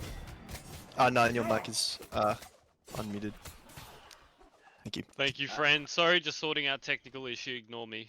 There is a technical issue. We might go into a quick pause here on Oh, is there? stream. Yeah. In case you hadn't noticed, the reason that I was tripping all over the place about the Athena is because La Bomba and Pretty Boys are mixed up at the top there. Oh, it's just the name. Yeah. Oh, by this point you should know our lovely team's better than that, honestly. I think this is This is a me cost problem. a mismatch, yep. Yeah, that's true. Even just big admin mismatch at this point. Well, I'm sure this will be fixed up momentarily, and we will be back into the game. What are we doing? Oh, that's unlucky. Alright. I think it's Nice. It's looking okay. It's not too bad. no first blood come out in that time as well, so we're all good. I don't imagine too much has happened. And it's 1-0 for La Bomba, yeah, not other way around. Yeah, but I mean, you don't have to open up that menu again. I'm making him do it. Okay. Alright. Alright. Technical difficulties over, back into the game. Few Smite things. Pretty Boys. They've got Kononos and Ganesh over in this duo lane this time. I think that's a really solid duo lane. I think that, like, I really like Pretty Boys draft, is what I meant. Oh, not help, no health bars. Hurts, but. Oh, does anyone know the command for health bars? It'll come back. Yeah, this is quite interesting here. I think that Pretty Boys have themselves like a bit of a stronger duo lane. Like these are obviously comfort picks. We know that Kononos is still decent in the meta at the moment. That's good to see, but this Ganesh obviously not as strong as it could be. As we're going to see the ultimate coming out there from Overdosed on Milo. Still pretty healthy though. Is Azemo able to survive out of that one there? Quite the dive there though. Unfortunately, loses his beads as well. So beads down on the. Oh, nice, we're going back. Yeah, beads down on the Scylla is into like an Athena Scylla, sorry, an Athena Circuit, that is pretty brutal for that Scylla. Got to be playing very careful, losing a lot of pressure. If you, unless you're just dying. Would like to see the Bomba pressuring out that beads, looking for red invades. It's gonna be, it's gonna feel awful for a bit. Scylla's early game is already not great. Yeah, and already being pressured out here again. Like, Efri is completely alone in mid, doesn't have anybody there to support him, but he's still dashing and looking for the pressure onto Azemo there. As we're seeing a bit of rotation coming out though from Customs, potentially looking to gank Chigu here. And this could be a good opportunity. I mean, the roll and the ultimate are available for the Ram, so he should have a way out of this one, even has his beads. But if you can force the beads, that's fantastic, and it gives a good rotation opportunity. But on the other side, Milo is here, and I don't think Customs realizes he's being counter ganked, or maybe nobody realizes what's happening here. Chigu actually rolled aggressively. There goes up into the air, and the Bakasura ult is going to come out and completely rip through Milo, and Chigu goes down as well. Efri even using that Athena ult is going to lose out on that one. Fantastic by Customs, and a lot of damage coming through. Great gank, and right there you see the 1v1 potential from the Bakasura onto that Circuit. Just absolutely crazy, eviscerates her. She was gone in half a second, and he doesn't have any crit online yet, and she was full health. She was full health, was being the really critical word there. Yeah. But yeah, I think like Bakasura is obviously an excellent counter pick into the Circuit. She doesn't have beads available, and literally half of her kit relies on not being crippled. Bakasura cripples you, so the 1v1 potential is absolutely insane there, especially in this early game. I don't know how all of that happened, because it definitely seems like nobody realized that there were junglers over there, despite both junglers being there at the same time. Yeah, that's really unfortunate. Like, Chigu just pulled the trigger a little bit early there, thinking that only his jungler was there, and maybe a mistake rolling instead of pushing up a different way to bait. But Milo is going to blink in here, look for Azemo. The ultimate will come out as pillars of the Dharmic variety are going to come down as well. Overdose on Milo, only able to hit his ult and Moxie there as Azemo had to ult his way under the tower, but will survive. A lot of pressure though in mid at the moment from. Well, unlucky Bambo used his ult, isn't able to get it the Circuit ult onto the Scylla. Would have killed him there, and that look, it's good. No, they both ulted there. I see. No, he ulted, but the Scylla ult didn't get on him. The Circuit ult. Yeah, sorry, yeah. The second Circuit ult didn't go on the Scylla. It went on Moxie. Yeah, that's what I'm saying. If they had both hit the Scylla with no beads, if they had like double taunted him and just both ulted him, he was dead there. Unfortunate that they go to punish the beads. It's unlucky. I like it, but it's just a little unlucky mechanical misplay. It happens. Nobody's perfect.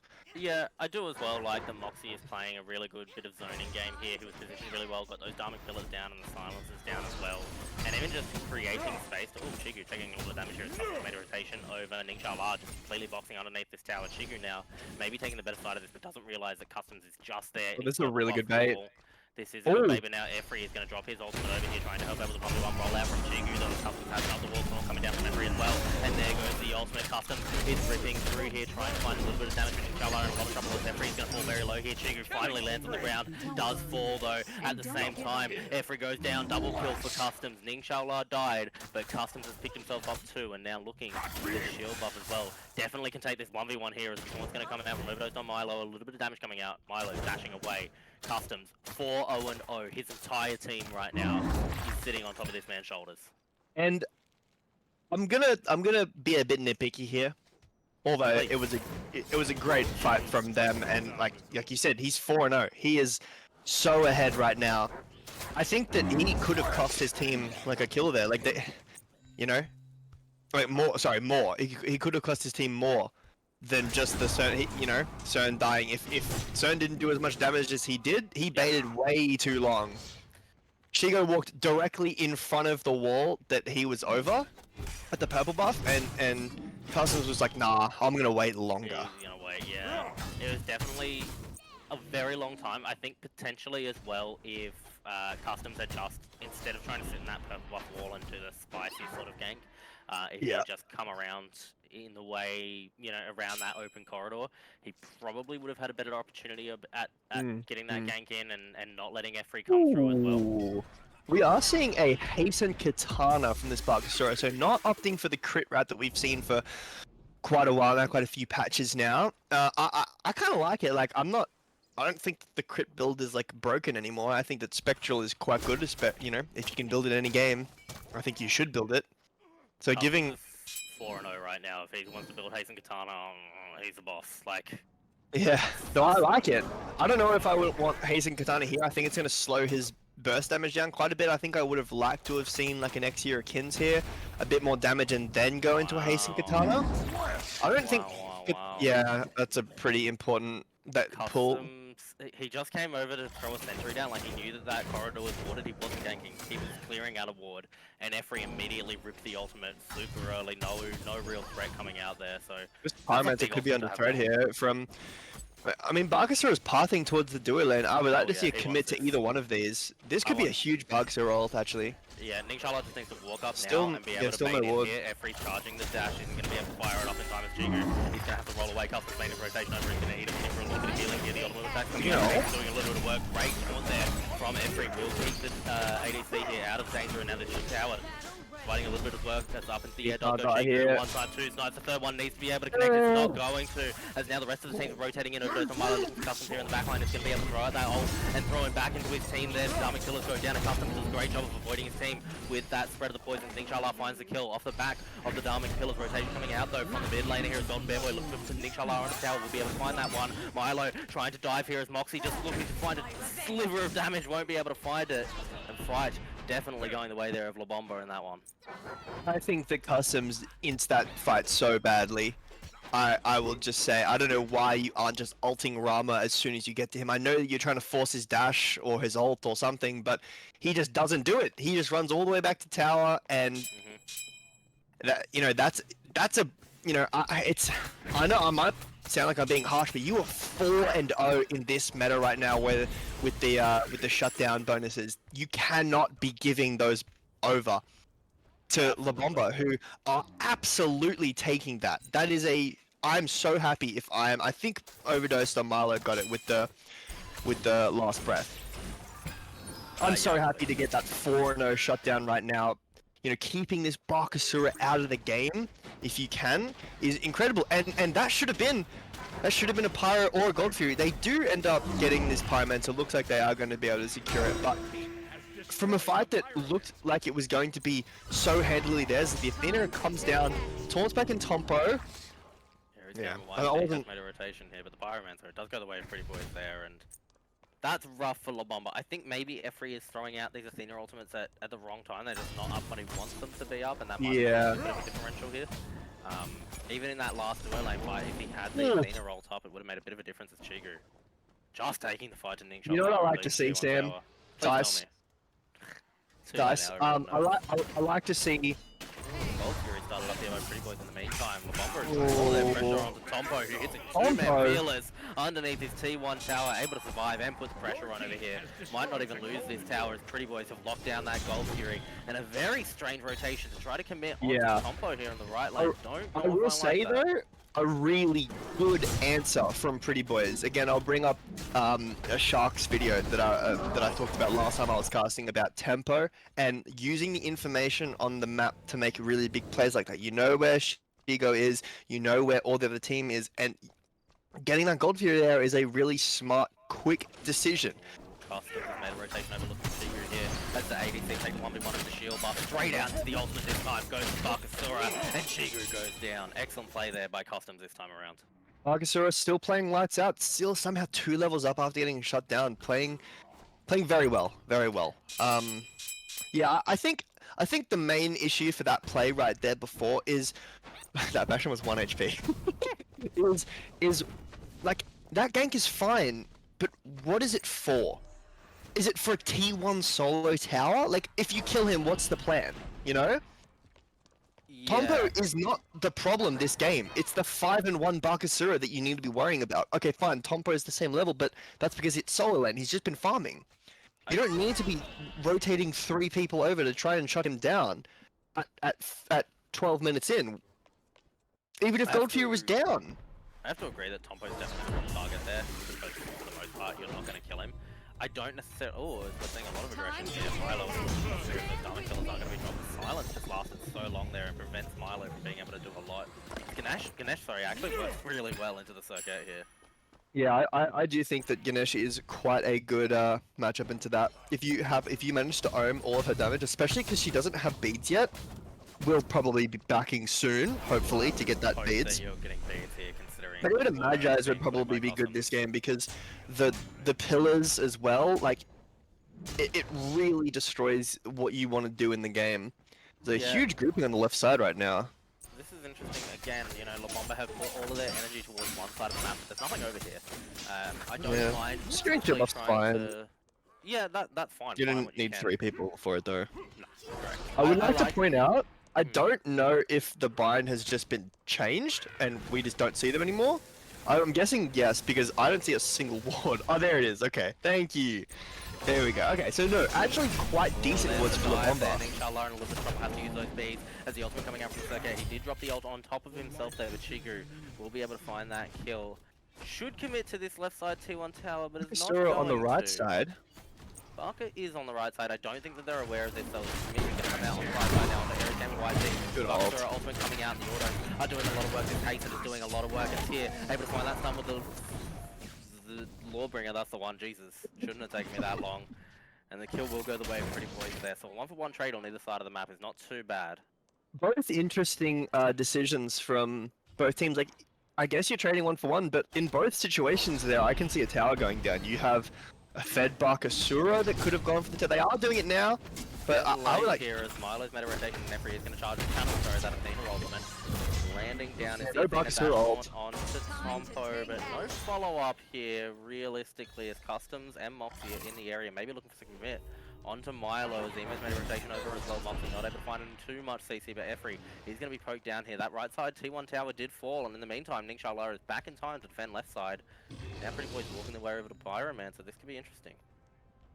I will say... Oh, actually, you know what? I might wait. This might be a fight. I think you might need to wait.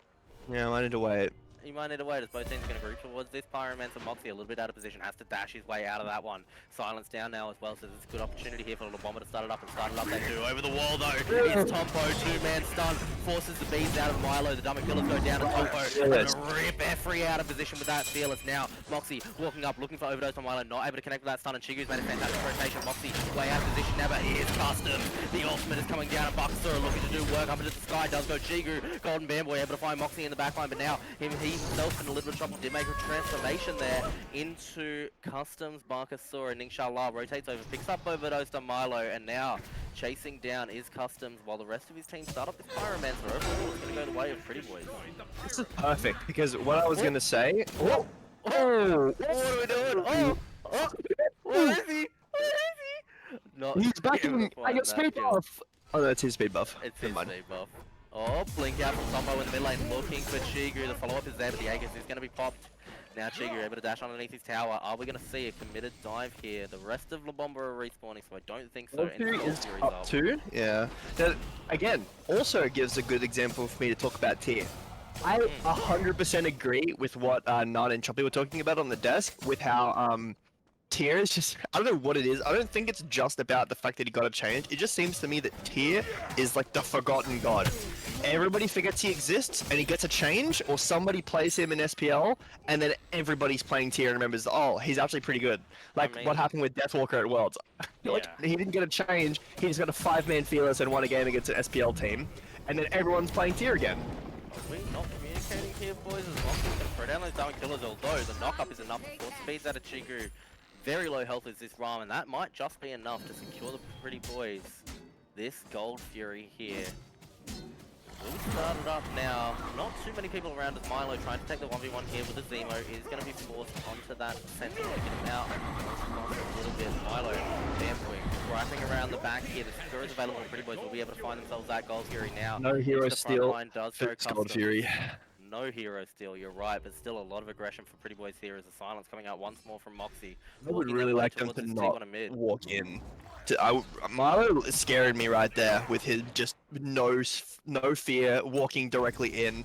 I also would like to see Ares Gamer rotate out right now. Customs throwing in this ultimate now, looking for a bit of damage onto Efri. The T1 tower has fallen. Efri able to find his way underneath the T2 tower, just barely surviving here as there's the Lawbringer. Not able to connect a stun up into the air. Does go Chigu once more, looking for the snipes. Able to find the final one there. Onto Customs. Meanwhile, Golden Band Boys found himself way out of position. Inshallah able to find himself that kill. Finally, Aries Gamer has linked in and found a huge knock up onto 4 members of the Pretty Boys now. Aries Gamer going to be able to pick up Inshallah, looking for more. This Kakullan is going huge in this fight. Tompo, though, in the back line, able to find Shigu. Moxie, very low health. Tompo way out of position after all of that. If he can find a Fearless here, though, he might be able to find a little bit more. Customs goes down, overdosed on Milo, able to find that one, and the rest of the Pretty Boys forced to walk their way out here. Putting a Bomba on his back and carrying them. I want to say, though, that if that rotation comes out 15 seconds earlier, it's a 5-0 deicide, and they just win the game there because they get fire. I think Ares has potential to, actually make huge impacts in games. He's been playing really good this game, last game as well. That is an incredible engage. Perfectly times his rage as well. So that engage gets another 3-man ult knockup, and then just destroys. I think it was Azimo on the Scylla there.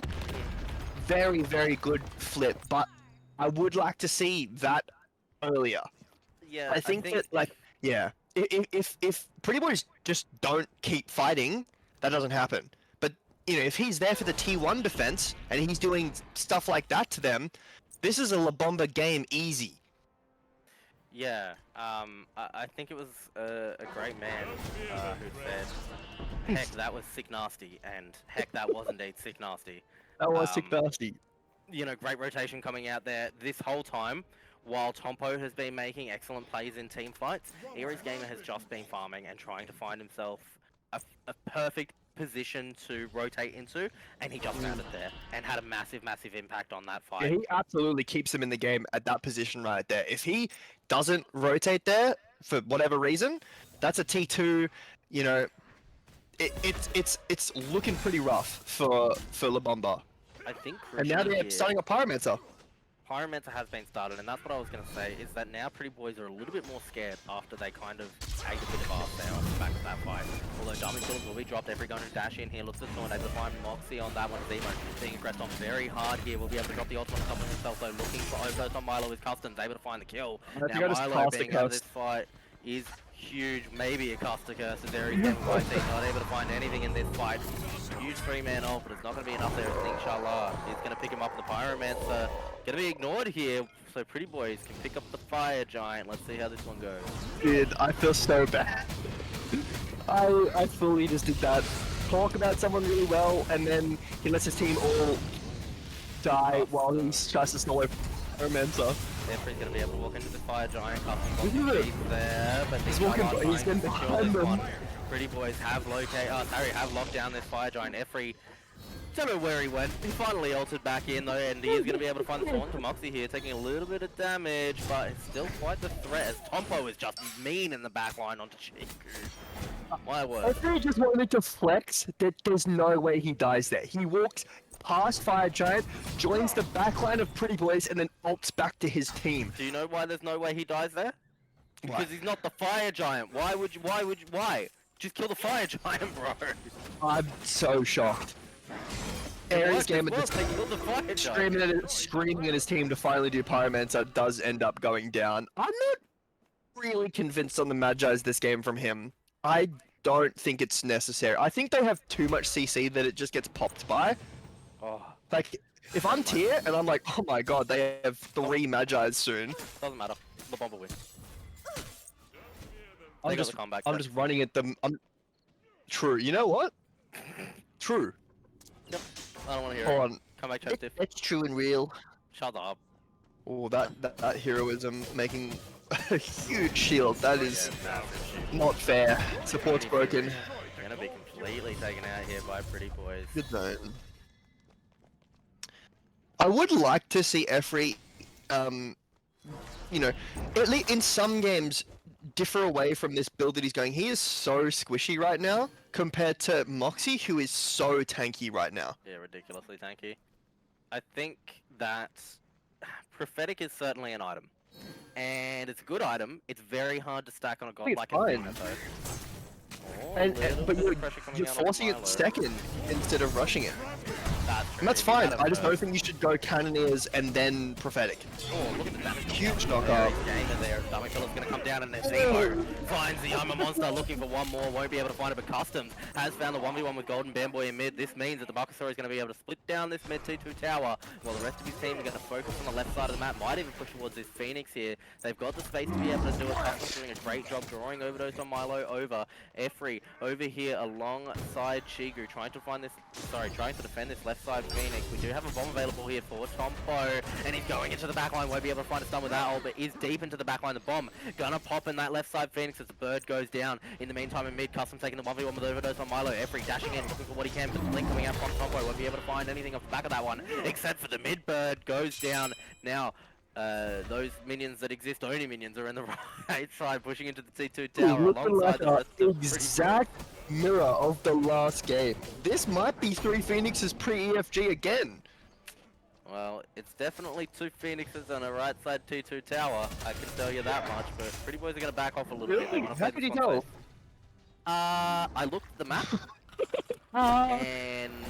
and then I messaged ChatGPT because I heard that he's doing a lot of work in Smite OCL yeah? at the moment, and I was You like, can hey live, yo, actually. he is.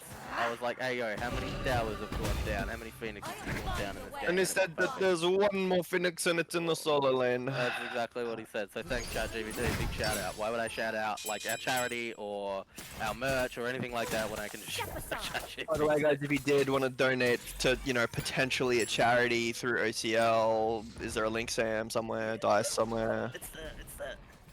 Okay. It's in chat. Nice. Anyway, back to the game. Nice little intermission ad break. Fire Giant spawning soon. Fire Giant is spawning soon. Not quite an AFG though, as we come into the La 26th Bomba minute. very split. Bandboy kind of doing his own thing. Backing, which is cool. I don't know what the plan is here because it looks like they're not going to show up. I like that's what the call they're committing to, and they're not. Efri isn't just flying in with Athena to try to steal with his passive or something. But they are really heavily gripped right now. They're gripped in mid. I like A what little Fanboy split did now, there, actually. though.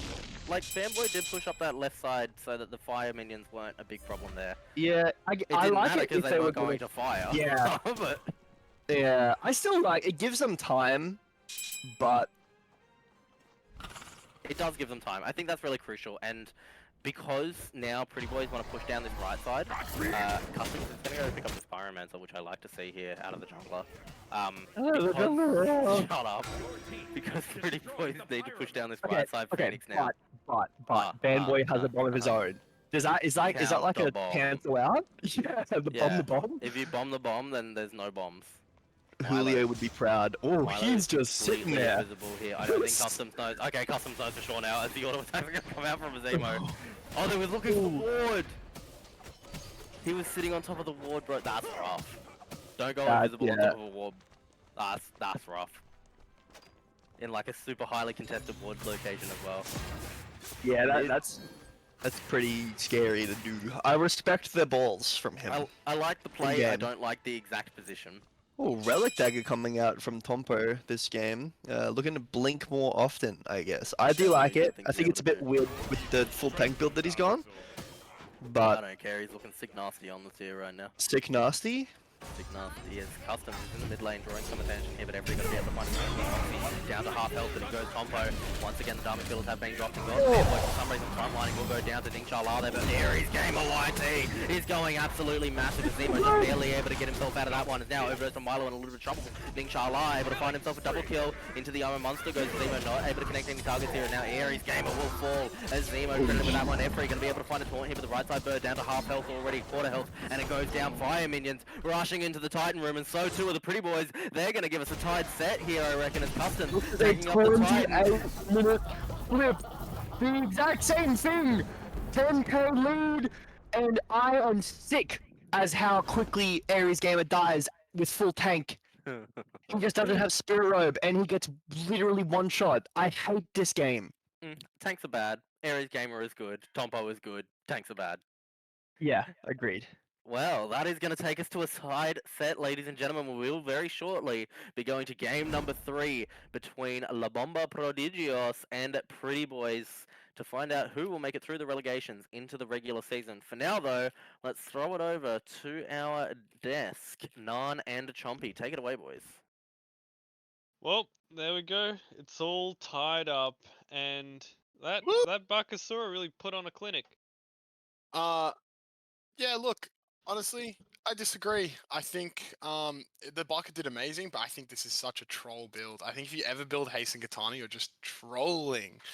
I never understand this item. I don't think it's ever necessary. Bakasura, you're never fighting without the ult, and the ult slows. You don't need it. Like these kind of Kali gods, Bakasura, Mercury, I always hate building Haste and Katana on them, but who am I to comment on it when it just ran that game just then with his ganks and his kills?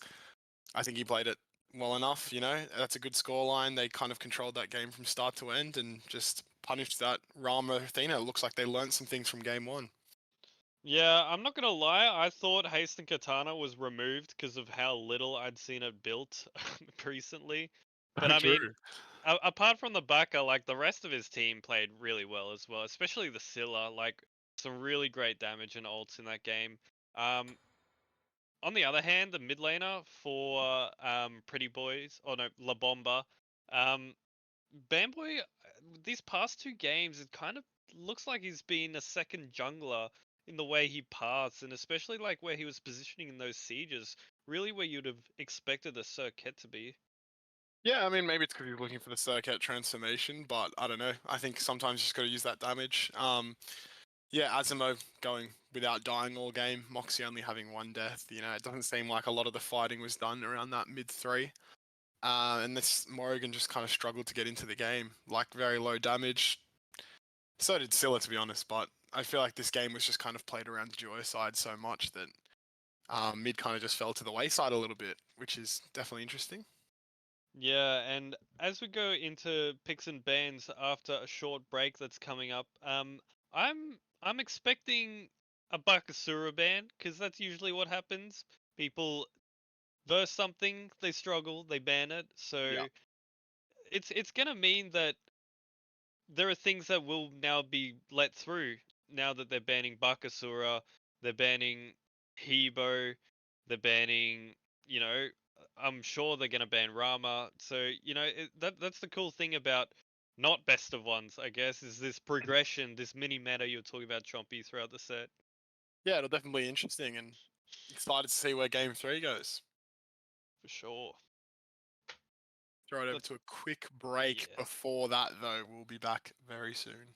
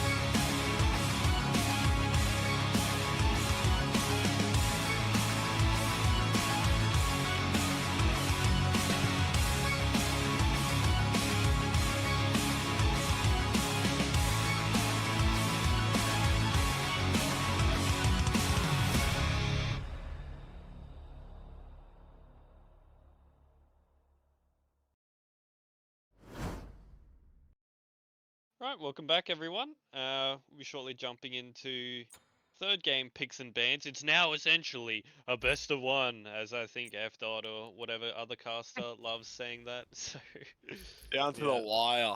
We've down to established the the mini wire. meta. We've played some games. We've figured out what we like, what we don't like, how we're feeling, who's the carries, who we need to shut down, and we're into the final game. For everything, money on the not money on the line. Spot on the line here. Whoever Yeah. loses this game will not be taking part in the league.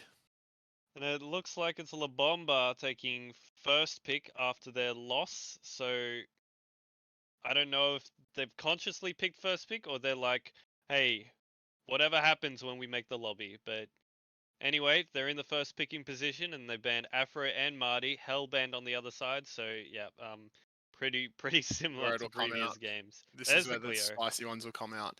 Honestly, like it's always been a debate. You know, if your first pick you get that number one prior to God, but then you're giving up two gods on the other side. Yeah, It depends on the meta. I think this yeah, current meta, there's so many good gods right now that you're probably better being second pick yeah, because you'll get two yeah. of those prior ones. But in previous years and seasons and metas, there has been that one god that you really want. So right now, I'd say second pick's probably better. But who knows? Maybe they got something they want to try badly from first pick. Yeah, maybe they've thought further than we have so far. There's the Baka ban. So we won't be well actually Hebo, they banned it against themselves. Hebo Good. Vimana, oof, Surcat, still all available. Yeah, there's goes okay, so there's Hebo Vimana. And And we there's get to see Vimana. it. There it is. The first Vimana we've got to see in a Could while. we see two babies or will Bamboy try something? Honestly, I think we might see two babies. You think like Morrigan? Yeah. Okay. Yeah, I don't know. Maybe Not a Cupid.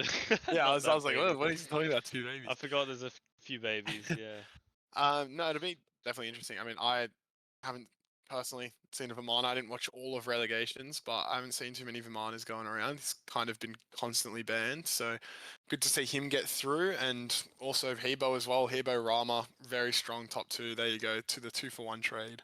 Yeah, I think Ram's a good pick to have secured here. I think I would have gone at first pick, to be honest, if I were on La Bomba. I think that's. I mean, it did lose last game, right? But it just looks Mhm. like it's the superior pick. Yeah, that traditional, like we talked about, Galen, very traditional, very old school. He likes those kind of older hunters who just hold down left click and just do massive amounts of damage. Back when he was playing this game more, I should say he had a few years off for a bit of a hiatus in the middle. But yeah, this Ram's been contested on both sides, so it's definitely a good pick here. I think Vimana, look, I personally don't get it, but he must be good. Everyone's banning him every game, so I think it's an important one to pick up if you get the chance. I personally think Hebo's number one. I agree. I think it's definitely still comes down to the player, and they also banned Baka from themselves, so they really wanted this Vimana and not to verse it. There's an Agni. I do like the Agni pick, finally making its way through before second phase. With a Kali as well, so 100% of Vimana solo then. Yeah, interesting to see. We'll see if he goes Hasten Katana. Yeah. Um, he's got the stun. He should be alright catching up to them, but you know, we'll see how it goes there. And I agree, Agni has been banned every game, Agni and Merlin. So it's good to Alright. see them get it earlier now. Very safe and so much damage on Agni. Those Yeah. bombs always up, always shredding. I like the pick.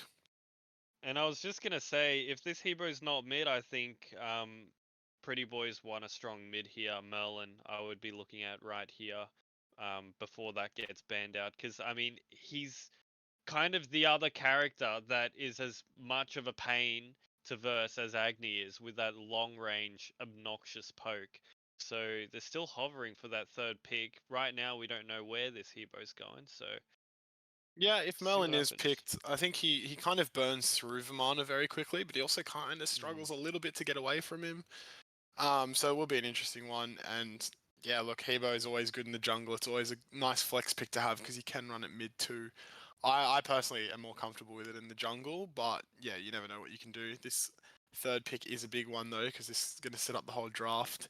Um, And you'll see it's where the bans Ganesh. go. It's the Ganesh. I mean, it's a good pick. Moxie was Yeah. comfortable on it, and he won the game. It's an easy one to pilot. He has a great lockdown, good CC. So I don't mind the pick if that's what they're feeling. and they don't want to reveal their hand. I feel like Merlin isn't that important to them, especially with the Hebo there as well. So not too bad. And there goes the Hachi ban, which I was kind of sensing would be the other hunter that La Bomba would look at. Now they don't have Ram. I'm a bit worried this Ganesh won't have a lot to offer in terms of peel. I mean, if he can get that silence off early enough, he can disrupt Kali and Vimana. But after they've pressed 4, there's not a lot they can do. More hunters banned from Pretty Boys, and then a Tyr and Thor taken away. So with that Thor ban, I guess they're still unsure where this Hebo's going. Yeah, it's also just good to take it off my. Oh no, Milo took it away. Never mind. I guess the house is a good Thor as well. But yeah, look, better safe than sorry. The Hebo can always flex, so might as well take away the gods you're more scared of. Tyr obviously showing respect to last game. They obviously felt that was a pain point, at least in the back end of the draft. And yeah, from the other side as well, just getting rid of more of those hunters. I feel like it's decent bands, but you've still always hunters. There's always going to be hunters left over. Like you've still got CERN available, still got Izanami available. I'm sure there's more I'm thinking of. Maybe even a Jingwei into the Ganesha if you really and Hebo if you really want. But yeah, look, not too bad bands. Horus has made it an awful long way down Yeah. this draft. All right, Horus Solo, I'm not a fan. People gotta stop picking it unless they're cracked. I don't know. He's just not that scary, especially. I mean, Hebo's not super in your face. He's kind of like glass cannon. Ganesh is not a very scary support either. He's quite backline. And I think a Horus is just not what you want in solo with what they have right now. And in response, it's Zhongqi and Ula hovered. Now that would be Zhongqi's solo. These would be some interesting picks. Not Yeah, expected. don't really know who support is on that side of this. I think it's Troll, to be honest. I don't think the Yeah. Zhonghui is going to be locked. Chigu kind of is a massive Ula fan, so I can see him picking this if he really wants. But I think they're just going through the motions right now and thinking of what they want. Horus honestly comes down to the ult usage, I think. It's obviously a massive part of his kit being his ultimate, but that movement around the map and how you kind of abuse it and use it, like with taking minions across or early rotating to big objectives, definitely interesting. Yamoja as an army makes a lot more sense. And just like that, with very quick final 3 lock-ins. Yep, Yamoja is an army. That's a potent early duo lane, and also converts quite well into the late game. Very good peel, especially with this Agni wanting to go in lots. And then a Wheelix, I think this might be a bit of a flavor pick for House. It's nice. He's got a lot of knockups on his team, and then the Yamoja is an army. Kali all have ways to find themselves in the sky, vulnerable to a Wheelix. So, in terms of an Wheelix ult point of view, good pick. I don't know about the actual character. Yeah, We'd have to the see something special. character's not too good right now, I don't think. But yeah, House is definitely a fan of it. I know he plays it a little bit, and yeah, like you've already mentioned, so many knockups on his side. Ganesha, Hebo, and Horus all knocking up there, and jumps on the other side as well. Especially with Yamoja, you can even get some pulls on the Agni and things like that. So it's definitely mechanic-wise can be pulled off here, and it could be the winning deciding factor. Honestly, I think this jungle matchup could be a big one. If you can keep this Kali down, it might be hard for the Bombers to get into it. But they Yeah, and now I'm looking at both comps as a whole. I'm really favoring La Bomba's comp here. I think it is quite a step better than this Pretty Boys comp. It just doesn't look like they work together very well. It's like it's a bit awkward. Like I see the wombo combos they're trying to get at, but I just love the area damage, the team fight capability of You of play La with Bomba's comp. fire, you might. Yeah, I get agree. I burned. think the Bombers have potentially won this draft pretty hard. Definitely a big fan of Yamoja, Agni, Vimana. And if this Kali can get offline, oof, it's going to be rough. And with that being said, I mean, this is just because we feel the comps fairly one-sided. This is absolutely anyone's game, and we are both so excited to see who will be kicked out and who will make it through to OCL Season 4. Take it away, our casters, Dice and Jay Beto. Dice hard. point. Dice hard. It is match point. The winner of this game has a spot in the OCL, and Efri brings out the Umoja again. He certainly does, and it's not just Efri on the emoji. We've also got, as Chompy was deeply, deeply wanting since the first week of relegations, the Izanami being played, and here by Chigu as well. And Overdose on Milo has brought the Kali. This is exciting for the final game. to see who I would gets also into like to Season bring 4. up that Customs no longer playing. It is currently the house, or La House, sorry, for Pretty Boys as jungle. So no more Customs. La House made it for this last game. But I gotta say, I do really like Pretty Boys' draft. I do agree that Horus is quite difficult to play for OCE. It's just very different playstyle than every other solo. But with this Awilix, there is a very, very clear team fight going on here, and this Ganesh doesn't have beats, and neither does this Yamo doesn't have beats, and neither does this Kali. That's true, and there is a lot of big potential there because of it. Saying as well, Overdose on Milo already very low health mid here. House and Azemo just putting on the pressure right now.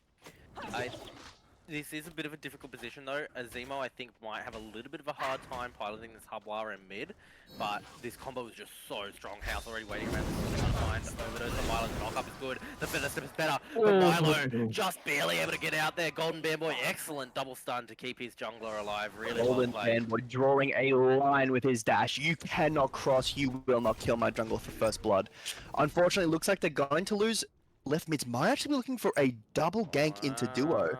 Efri might spot this one out. I think he though. saw He's him. made a bit of a rotation there. House walking his way over to this duo lane. No, I don't think that they know that House Did he is not? here right now. As Efri, he's going to He throw does out now. a stun there, taking out the support here. It's probably the best call. The knock-up is going to come through from the support of Moxie. They just make that one there, jump in there from House. But the support able to survive for so long. Ningshala finally able to find that kill. Had to use his beads though in the I process. thought he was out there. I thought he was out as well. If one more person got out on 1 health, I would have fallen apart, bro. I am very excited to see Ares Gamer on this pick. I don't know why he has mana pots in solo, but yeah, I think Vamana not great until Golden Blade, like not a real character, especially with no axe. So not surprised. He TP'd back in with no pots either, which is kind of criminal in my opinion, but that's fine. Yeah, bit strange, but I think that Ares Gamer has definitely earned the benefit of the doubt here. I'm gonna let the man cook. and see what Yeah, he I'll comes let up him with. cook. For sure. As we are gonna see Efri's made his rotation back in. Did take a bit of a spill there, but it's not too bad. The boys have a bit of a lead off the back of it. Speaking of Ares Gamer, down to half health already. I think that Tompo. Yeah, it's a pretty probably- rough matchup for you right now. I think Tompo is probably gonna play this pick pretty well as well. Wing shot? Oh, Oh, wow, wait. he's doing a lot. Not a lot of mana here for Ares Gamer though. It's a bit rough. No. But that's not because of like the god or anything. It's just because his blue buff was like, you know, because of the stupid spawning mechanics now that you don't have it for 30 seconds until it spawns, which I don't know why Hi-Rez did that, but that's just me, solo lane cope. Yeah, I think that Vamana is really good, really good here because it counteracts the comp that Pretty Boys are looking for Yeah. with the knockups. If you're in your ult, you know, they're not getting that combo off on you, and he's going the sigil, which I think is definitely the option in this game. Like I wouldn't be going axe because their team is so bursty, and if you can survive that burst, if he gets like a, even with the mids cap, doesn't matter. If he can get to that mids cap, great. I think it's going to be super impactful for him. I think he's going to provide a lot of space for this Kali, which is kind of the crux of their team fight, Yeah. like in the dive, and then you know obviously you've got like Agni, Iza, Yamoja backline, which is really strong. I kind of would really like to see Efri go Thebes first here. I'm worried it's going to be a Cannoneers. He's going to be knocked up by Moxie, and down goes the Dharmic Pillars. House in the area finds that knock up, and Ningshala once again finds Ares too. House came to cook. Yeah, House did come to cook, and now Ningshala has two. He's been warming that bench. Bench is warm, and he brought the bench in. He did indeed bring the hot bench, as they call it, in. Yeah, he bring the hot bench in and set the Yes. barn on fire, if you know what I'm We're saying. using the hot bench, yes. Man, we should tweet something like that, surely. Any Anybody social that media manages our people social media, wanna- get ready to tweet that. want to clip that and use it? We're spitting. Alright, well, this Let's raise Vamana it. does have his Golden Blade. I'm 100% sure that Horace also has enough for his Golden Blade. So this lane gonna be pretty boring now. It doesn't have any pot still, which I still think you need. I think that Horace has decent poke into you, but Yeah. gonna be pretty farly from here on out. I wouldn't hate seeing a bit of focus from House and Tompo onto this Vamana. He's gotten this Golden Blade start. Same with Horace, but as you can see, half hit from 2 abilities. Bro, that hurts so much to watch. But Tompo is taking a bit of poke from minions here. Still just able to provide so much pressure. Ares Gamer might be forced to use his ultimate here. The knockup is going to be enough though. Tompo solos Ares Gamer YT. We let the man cook for a little bit too long and Tompo has had enough of it. Unfortunate. No ultimate, no pots. He's just tanking the Tompo's abilities. And Vamana is a farming god early game. You really just want to farm. You don't really want to fight early unless you've got your ult. If you don't have your ult into like a lane win like that. Oh, he's always down there. Yeah, his ult was down. I don't know when that's he rough, used buddy. it, but yeah, Yeah. I think you shouldn't be walking up and clearing away. You could freeze your way at your tower. I know that's really boring, but you probably should be doing that until you get some defense on lane. It's definitely a rough position to be in there if you're Ares Gamer right now. It would be nice to see somebody coming over and punishing Yeah, Tompo 2 for levels this. down. Tompo doesn't have the best escape potential. He does have his ult and he's got several dashes, but like while he's in the middle of that 1v1, oh my god, it's happening again, bro. Ares Gamer just got back and he's already down to less than a quarter health. He does have TP up. Is this another Tompo kill? has the ability to dash this. Oh, good knock up there from Ares Gamer. We'll be able to go up into his ult as well, but Tompo's doing a lot of work here. The 1v1 is going on. Ares Gamer is going to be able to turn this one around. That was a Tompo maybe console just turn. waiting out. It was a console turn. You know what? Good damage. Like that's why you shouldn't be afraid of the Horus when you've got your ult. But now you have to be Yeah, you have to be terrified. terrified, bro. I would just be backing, like back and House TP has in. made another rotation over to try to find Shigu. Sorry, to find overdose for Milo. There, Ningxia has found himself that kill as well. Contest over that shield buff. Tell you what though, Dice. Pretty Boys 4-0. We've seen this before. I'm In scared. game 1, where La Bomba pulled back, they were up 2-7 at one point, like I've been harping about. And you know, fine, a 2k lead is much more than we've seen in that game so far. But you know, Ares has pulled back a 2-level lead somehow. He's now even. You've got a negative, like there's no level lead in jungle. You've got a level lead for Bandboy. Yeah, this is a very strange position to be in here. Like, Pretty Boys are 1,500 gold up at the moment, which is exactly the lead that we saw in game number 1. And giving up these mids like this, stuff like this, is how you lose your definitely lead. Can't be doing this, as we're seeing the lead I don't drop know off if a you're gonna little stall bit. those. Tompo is in the area here again. Just the Ares game. So much damage coming out from this Horus. This is why I love this pick in this early game. It might be a bit rough in the late game, but House is here and he's found the kill. Great rotation coming out in the meantime. Big rotation over towards the joy lane as up into the edge. So greedy. Inshallah. The Dharmic pillars are so strong though as Zemo is able to find Shigu. As Zemo is able to find a double kill. The ultimate is absolutely massive, and now it looks like Pretty Boys are going to walk their way over towards the Gold Fury. This could be free. A Gold Fury this early in a game, this important, is scary to say the least, guys.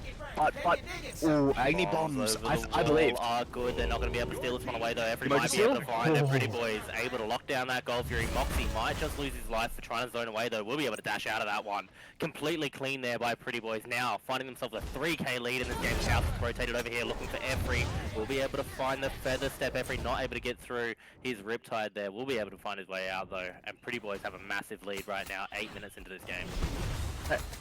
And again, I'm going to say it again. In a game this important for them, if you're either of these teams, you know, a 7-0 lead in 8 minutes, almost 9 minutes, a 3k lead nearly, oh actually, yeah, it's a little under 3k. Yeah. 29, Basically 27. 3k. 29k lead, 2900, sorry. 100. Yeah. I want to see this Horus rotate. I think that's going to be unstoppable at this point, 2 levels up on the jungle and 3 levels up now. Wow, okay. But that's huge. Fanboy uninterrupted farming Level 11, levels up on 2 the levels Zemo. up. 11 or a One, bit. Just ticked yeah. over to 10, but probably a level and a half lead for Banboy. That is really, really important in a game like this. Chigu has managed to find this left side tower as well, which is really good. That Ethan Army showing the pressure potential that she has there. And I think you're not. Maybe you're worried about the freezing, but I think that in a game like this, getting that tower, getting that pressure and an avenue through which you can push and win is really, really important. Yeah, being able to have your ADC Chigu be able to rotate into mid and potentially make a bit of a difference, being a Gold Fury a bit earlier than Ningxia is definitely going to have an impact. Rushing over for a Pyromancer at any point, and then, it is a bit rough. You probably don't want to fight on the side that this Horus is on, but No, do not. if he's rotating to this God Fury and getting a big ult off and CC, it can really, really change the game. Rotation here from both of the junglers towards the mid lane as Zemo's been stunned out. Link out there from overdose on Milo. Great stun though as Moxie able to knock him up and find that silence as well. Dami Killers go down in house. Blink's in trying to find the Kali, not able to drop him in time there as the knockup came out into Bamboy. But the fact that, 1v1 here is Chigo being aggressed on, has to dash away from Ningxia here. Does he have the ultimate available? He does. Might look for the snipes here, going up in the air as Ningxia. 1 hit, 2 hits, finds the snipes and knocks Chigo off the map.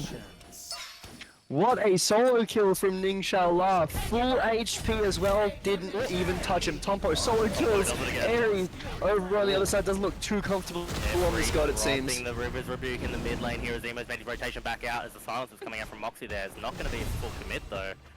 Bit strange here. We see a lot of objectives spawning, but solos on both sides of the map for Pretty Boys here, and their lead is getting even bigger.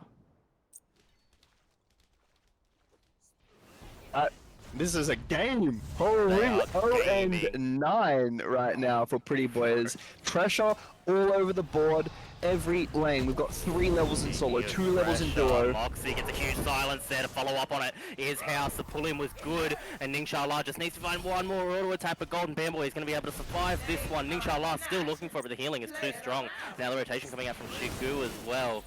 He's going to prevent any more aggression. And the Pretty Boys are just going to back off this one, despite the fact that Pyro's up, Gold Fury spawning mid towers up, and they managed to get someone, Golden Bamboy specifically, very low health there. It looks like a Pyromancer going to be pulled over by Pretty Boys. I would like to see La Bomba give it up and look to pressure this Oni Fury that's about to spawn. Yeah. They've got their low HP. You see Hayden should see low HP bars straight to gold for me. Did Moxie pick up that bomb there? Yeah. He did. Yeah, Okay. he did. Okay, Yeah, he cool. did. It was very late there from Pretty Boys to be able to be starting up that Pyromancer. I and need now, this gold to be pulled. Efri, you cannot be backing in this situation. Yeah. You have to be on gold at spawn. That's a pull. It's a secure gold right there. They're not even anywhere near. As soon as you hear Pyro drop there, I think that you should, as a team, kind of go, okay, we know that Gold Fury's spawning, we know they're on Pyro's side of the map, so they're either low health bars or they're on the wrong side of the map. We have an He saw opportunity to them. fight at this. Efri saw their HP bars. He has to know they either back here or they go to gold and they die. And they're not even, neither team's looking for Gold Fury right now. Looks like Rama shoved a wave and then looked to rotate, but just looking for the shield buff. So Horus rotating over, however, does have his ultimate ability available, skips over his Glad Shield for full breastplate, forgot that item existed apparently. I would be terrified of Tompo right now. He's making I would be rotation over, too. Does have the ultimate available. The Gold Fury has been started up by Pretty Boys, already getting a little bit low on health as Tompo being aggressed on here. Golden Bamboy throwing some bombs. I'm sick that how much damage that That's does. the steal potential, and Pretty Boys have already found that Gold Fury. Tompo going to be able to back away with the rest of his team, and both objectives that were on the map completely secured comfortably by Pretty Boys. 5K I know lead. that he's got no magical protection, but he's 2 levels up, and he just gets half hit by 2 bombs. Yeah, may just need a buff. Pretty sure. Nerf solo again, please. Can we nerf all their items? Horus Just needs ask- another nerf. Ask Nine if may just need a buff. He'll tell you yes. I guarantee it. Yeah, definitely. I guarantee you, some More members ADC of players I Pretty know would like Boys. some ADC buffs too. That's true. Chigo in a little bit of trouble here. Is going to have to back away from his T1 tower. Fully aware of the huge grouping his house. He's made a rotation over Lincoln from the Wheelix. And a great feather step is going to completely immune now. The ultimate from Chigo. Looking for this jump as well. We'll be able to follow up. And it's nice coming out from Ningxia. He's going to be able to find it after the Aegis as well. Looking fantastic on this Ram right now. Really putting on a show. 5-0-2. And House also playing fantastic on this at Wheelix. Just being able to set up his whole team. Yeah, House is everywhere. It feels like he's at every fight. He's only been a part of 5 kills out of the 10. He's only been a part of 50%, but he feels like he's everywhere. To be fair, 3 of them are kills on onto Ares. 2 of those are solo kills. Here has been stunned out, and Golden Bamboy finds that killer. Zemo uses that ultimate to get his way back underneath the T1 tower. Big grouping here in the mid lane, but this is giving an opportunity for Pretty Boys to push down the left side. Phoenix, they're going for it. Ning Shala is here. Moxie tanking it up, can only take 1 more hit though. They're not going to be able to find this left Phoenix. This is a huge rotation as well, as Ares Gamer is in the area looking for the knock-up. He's able to find it, and now into the big baby form. House walking his way into Golden Bamboy. Overdose on Milo falls. Moxie Overdose on Milo picked up a kill. Moxie falls. And now That the is chase a on. really, really bad int from Pretty Boys. Tompo gets killed by somebody 2 levels lower than him. Gives away his lead again. I know that it's awful mechanics, but that's what the game is. Unfortunately, you just can't be dying there to Golden Bamboy, who's already, was even with his mid laner, gets a level and a half off of it. Is now 2 levels up. Look, I really liked the call there from Pretty Boys. They knew that there was a, a hard commit going on in the mid lane. And so there was definitely an opportunity there to try to push that one down. I think it maybe was a bit of a disjointed call, as now House in a little bit of trouble here on these mid camps. Doesn't have a way to get out of this one. Is going to be able to jump finally, and uses that ultimate as well when Overdose on Milo jumps in on him. That's rough. Nisha Lalo going up into the ultimate, looking for the snipes on Golden Bamboy. 1 miss, 2 miss, looking for the third one, but dash comes out just in time. Nisha La beats on against the ground. Tompo is coming in, and Efre's just found himself in the middle of 3 members of the Pretty Boys. It's not going to be enough, his ultimate, to keep him alive, as Nisha La has found 1 more. Huge is this Ram. And he's going to be able to rotate in here, looking for a little bit more, as his team are going straight towards this Pyromancer. Could honestly even be a fire giant angle. I know House is down, but he's up in 5 seconds, and you're still really far ahead, like quite far ahead. Looks like it's just gonna be a Pyromancer, maybe a mid tower after. I guess he might have been a bit afraid of the Ares Gamer rotating in. He does have ultimate available. But yeah, yeah. I don't know. I think that brings the Bomber back into the game. It's looking really rough. Nice dash. Yeah, good dash there. Bamboy Giving Bamboy level 16, now highest in the game, even with solo and duo and the other team, who were dominating off 1 fight. He's just highest XP in the game. Cool. Really fun.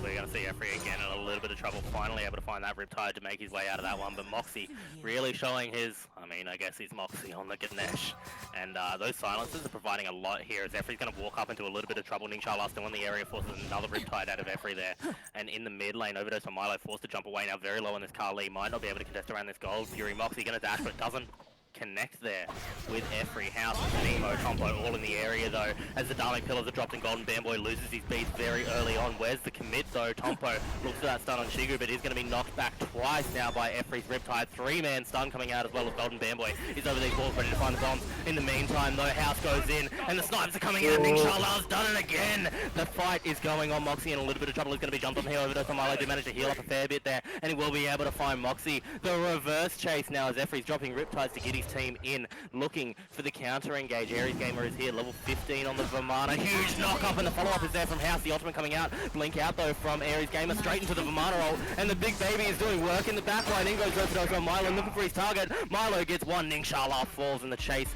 is continuing on from Ares Gamer. Now looking for Tompo. The knock up is there, and the revenge potential is going on. As Zemo 1 health under his tower. He's going to survive. Chigu back down to 1 health as well as Tompo able to find that stun. House looking for a little bit more, but Ares Gamer finally gets the pick, and now we're Bomba taking the better side of that trade. Pull back a little bit of this gold difference. I just pulling this gold lead just back in favor. That graph, I don't know if you see it, that says a 4K lead at a point in this game. At 10 minutes around about, there was a 4K lead. It is now a 600 lead. In less than 10 minutes, they brought back a 4K lead to even. Again.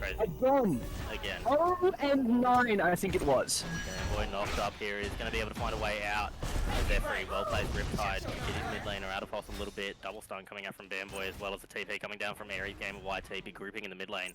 No objectives up though, so it could just be teams trying to fight over the mid tower. Mid tower perchance. Mid tower perchance teams. I I'm for a second, bro. And talking too much. I need a break because they're gonna start team fighting again, man. I'm scared because that team. I fight will went for like say, 45 you seconds. know what I'm scared of? Look at Vamana build. Never mind, it's happening. There House is going to be a Hasten Katana shortly in this game from the Vamana, Oh, I can't wait. and he has 2 defense items. All I'm saying is that the hyper carry from last game had a Hasten Katana in it. Oh, he stole that. He did steal that, yes. Both teams. Dude, Blink Kinda. Vamana too. Blink Vamana, Hasten Katana. You know Man what? wants to be on them. It actually worked in that last fight as well, being able to blink into the backline and go straight into Big Baby, and also at the same time have Milo going in and doing the same thing. Ooh, Zemo just lost his beads there from a great stun from Bamboy. is doing so much work in this game. Look at the damage chart. It doesn't look like you know it's much more than the rest of his team, but it's all impactful damage. Yeah, he's working his way up, I think, as well, from probably being a little bit lower in the early mid-game. And, like, we're seeing the bombs now dropping as a blink out from Aries game and looking for Tombo. We'll be able to dash his way out of that one. That's actually a huge blink to have down.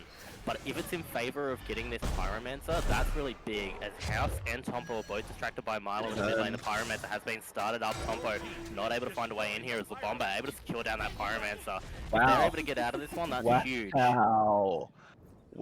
Okay. Just distracted by Tell you what, I'll tell you what, Akali. guys. I'm done. You measure no Cannoneers this game.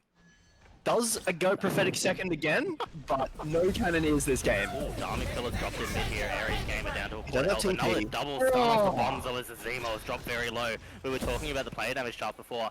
Agni, Golden Bamboy, is forced his way all the way to the he's top done in the like last few 4K seconds. more. It's just like Yeah. 30 seconds. And now the Dude, pressure. Mages are so oppressed all the time. They need buffs. Silence coming out here from Moxie. The aggression is on, and a huge silence as well coming out from Chigu. House able to find Death Free as Zingo's Aries gamer YC inside of that Ruse Rebuke. Ninja up in the ultimate looking for some snipes. Not any great targets to hit. Gonna get a bit of poke onto Milo here. Yeah, I think that ult is just removing a target for Vamana there. I don't think he's really going for like a kill. Oh my god, Bamboy. He's literally done 6k damage since like 30 seconds Yeah, ago that's when we another brought up his damage. 2k again. Cooked. Oh, dude. I hate this. I think Mages do need a buff though. They're not really like able to do Look anything. at that gold shot, man. This is Wait, so Labomba right now, bro. tilting. Oh my god, Milo has found a kill on the Ningxia Lado.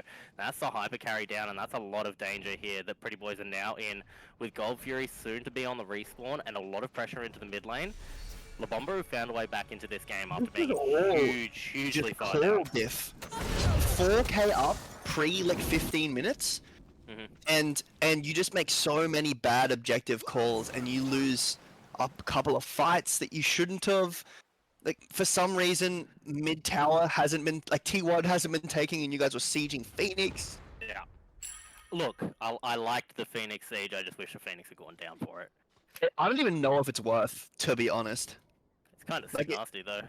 Yeah, but like again, Tombo dies, and then all of the you still get Bamboy on his huge lead, and this is gonna be an Oni Fury unless Started up Dharmic here, Pillars but is crazy. Moxie is in the area, but Labomba are able to secure that one. Dharmic Pillars nearly went absolutely crazy, and now Free has been pulled in here by House. Not doing too much damage, but has been knocked up several times. Bamboy not able to make a lot of damage with those bombs, as Tombo up in the ultimate looking to try to get into the back line. He's gonna land on Free, who hasn't stopped being knocked up here, and Aries Gamer is deep in the back line with the Big Baby doing so much damage, but he is low health himself. Tombo stunned now, will fall. Chigo credited with the kill, and Aries Gamer still going ham on the Big Baby now. Bamboy finding his damage. Moxie able to get a good silence off there to keep his team alive inside of the T2 tower, but 5 members of La Bomba are going to push into this tower and try to find it here. House and Azemo need to go absolutely massive off the back of whatever Moxie can find if they want to hit this Phoenix alive. No Sunder for the side of Pretty Boys might actually be losing them this game.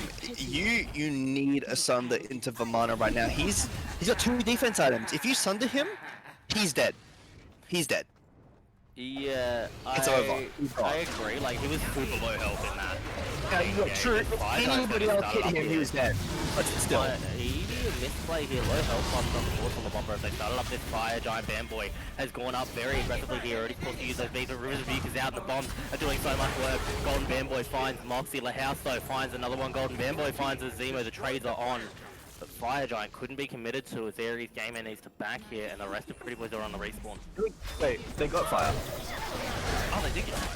Oh. Yeah, no, I think that play was sick. They had Ares Gamer tank it, Chigo was doing damage to it, and then they had 3 people zoning, and they took the fight.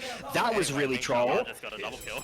That was really troll. He's But not done yet the either. He's play gonna was go up good. and look for the snipes. Invisible as Chigo, but he's still looking for it anyway. Not able to connect any of them. Looks for Ares Gamer on the last one. The option coming out from Chigo is good, but the auto attack from Nick Charlar is better. Triple kill for the ADC, and he's not done yet. Tompo is going to be able to chase down here alongside Ning Charlar as Ares Gamer has to pop that big baby ultimate. Bro, this is wild. Yeah, I know. I don't know what just happened. I'm gonna sleep so well. I'm exhausted right now from watching. I'm stressed. My heart rate is up, and Efri has 11 prophetic stacks 25 minutes into the game. Fuck me. Okay. Prophetic is a good item. It is very hard to stack in certain situations, and it goes from being one of the best support items in the game to being one of the worst support items in the game if you can't stack it. Yeah, And I agree. It's very hard because in the late game you don't want to put yourself out of position to try to stack that prophetic cloak, but you kind of have to, and it can be a big risk to be doing that. I'll tell you what, another thing as well, that in competitive games, like in comp games, it doesn't happen all the time, doesn't get stacked because there's just not a lot of fighting, because teams don't want to commit to bad fights, they're just farming, and you often see games with like 4, 5, 6 kills and the game's over. There are 32 kills in this game. Yeah, I think there's been enough fighting for it. Umoja's not a bad god to stack it on either. I think the problem is probably that Efri is a good target for Pretty Boys to focus on right now. He is 0-6, and the reason for it is he doesn't have beads. And because Efri's kit relies so Not a much on huge knockups... fan of the blink, Umoja. Look, I've done it before. But not having beads means that he's just constantly being pulled in there by House on that ultimate. Just In this game, we've had Moxie flank Moja just like leave his team ulting the backline, and now we have blink Efri Umoja. Got damage pumped onto him.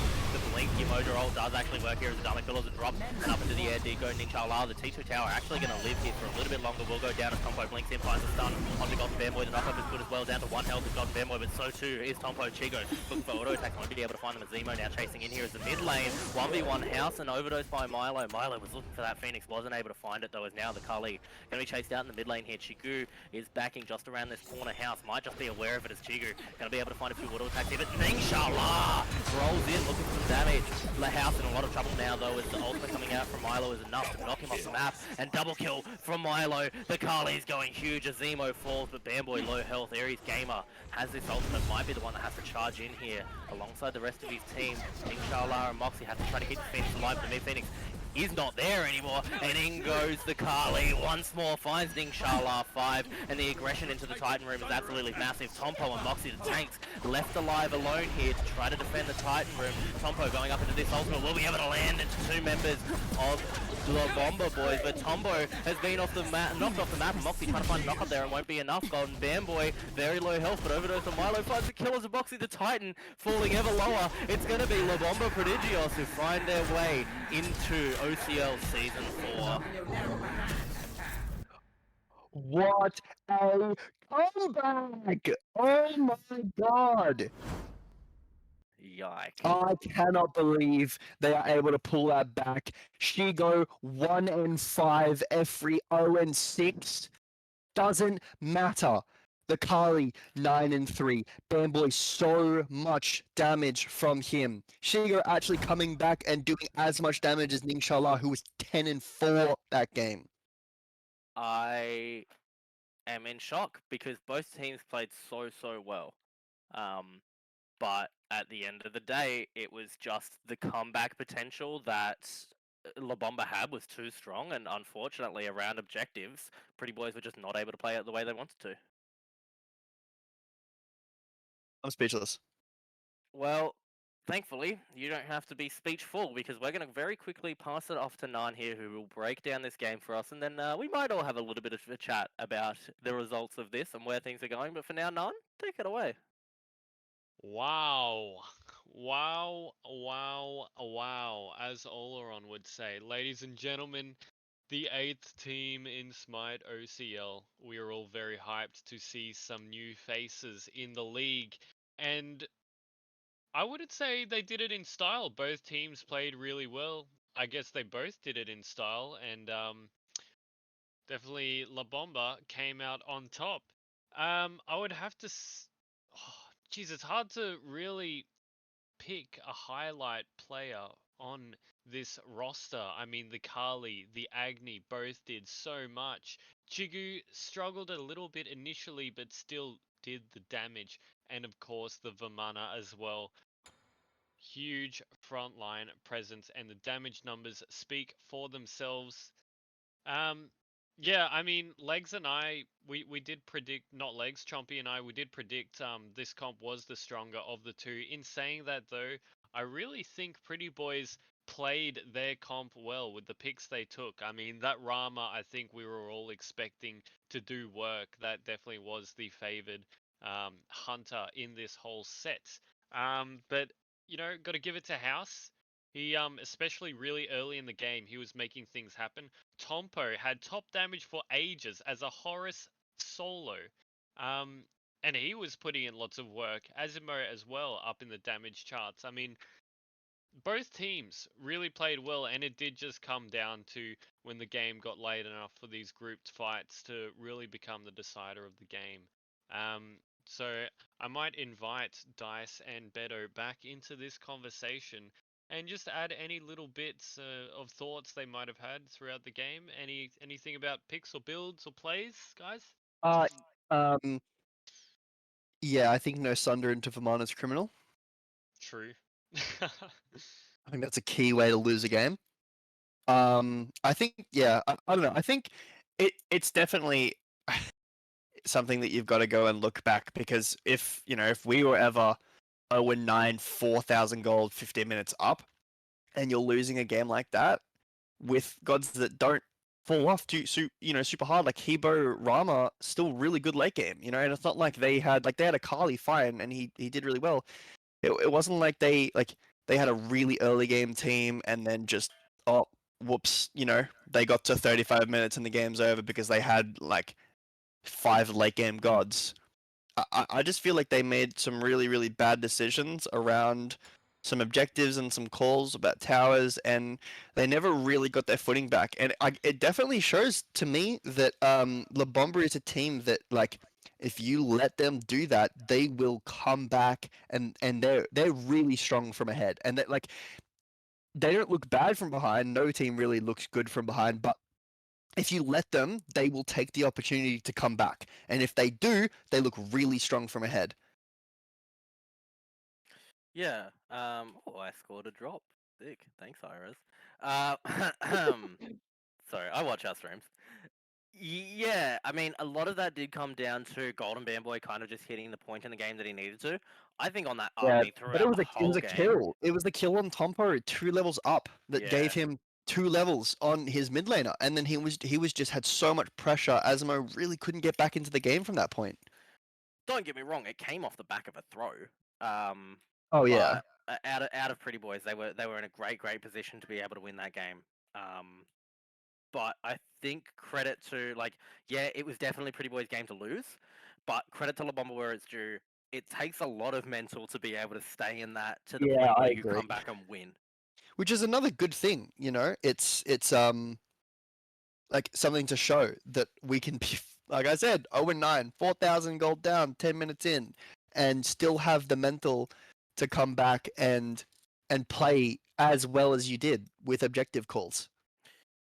Yeah. And Orozo Marlo comes back and goes 10-3, 10-3 and 8.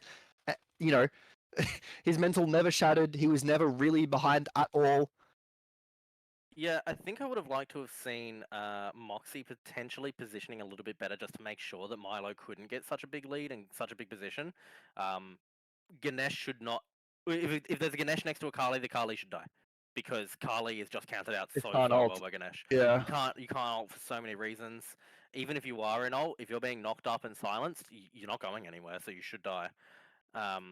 So I think maybe some positioning from Moxie. Either way, though, I know that the members of Pretty Boys, they did end up disbanding this team, but they are kind of filtering into the league regardless through a few different teams and a few different subs. So it'll still be excellent to see a lot of these guys getting Yeah. involved in the league still I regardless. still think mechanically and individually they looked really, really good. I think that just as a whole in a team scenario, I think that La Bomba were more connected. They looked like they played together all the time. I know that they, had been scrimming. That first comp they had was almost an exact replica of a scrim that I have seen before.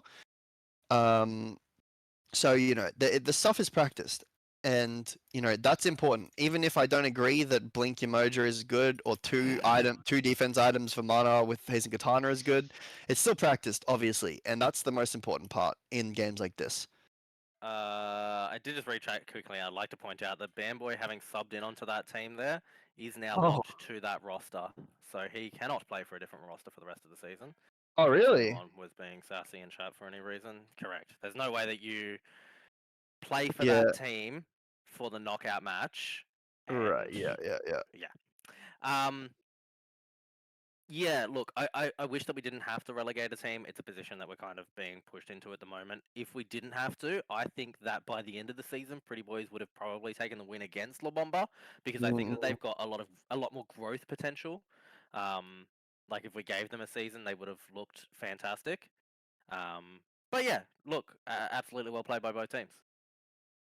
Yeah, I agree with you on that one, Dice. I think both teams deserve the spot in this league, especially with the players on each team.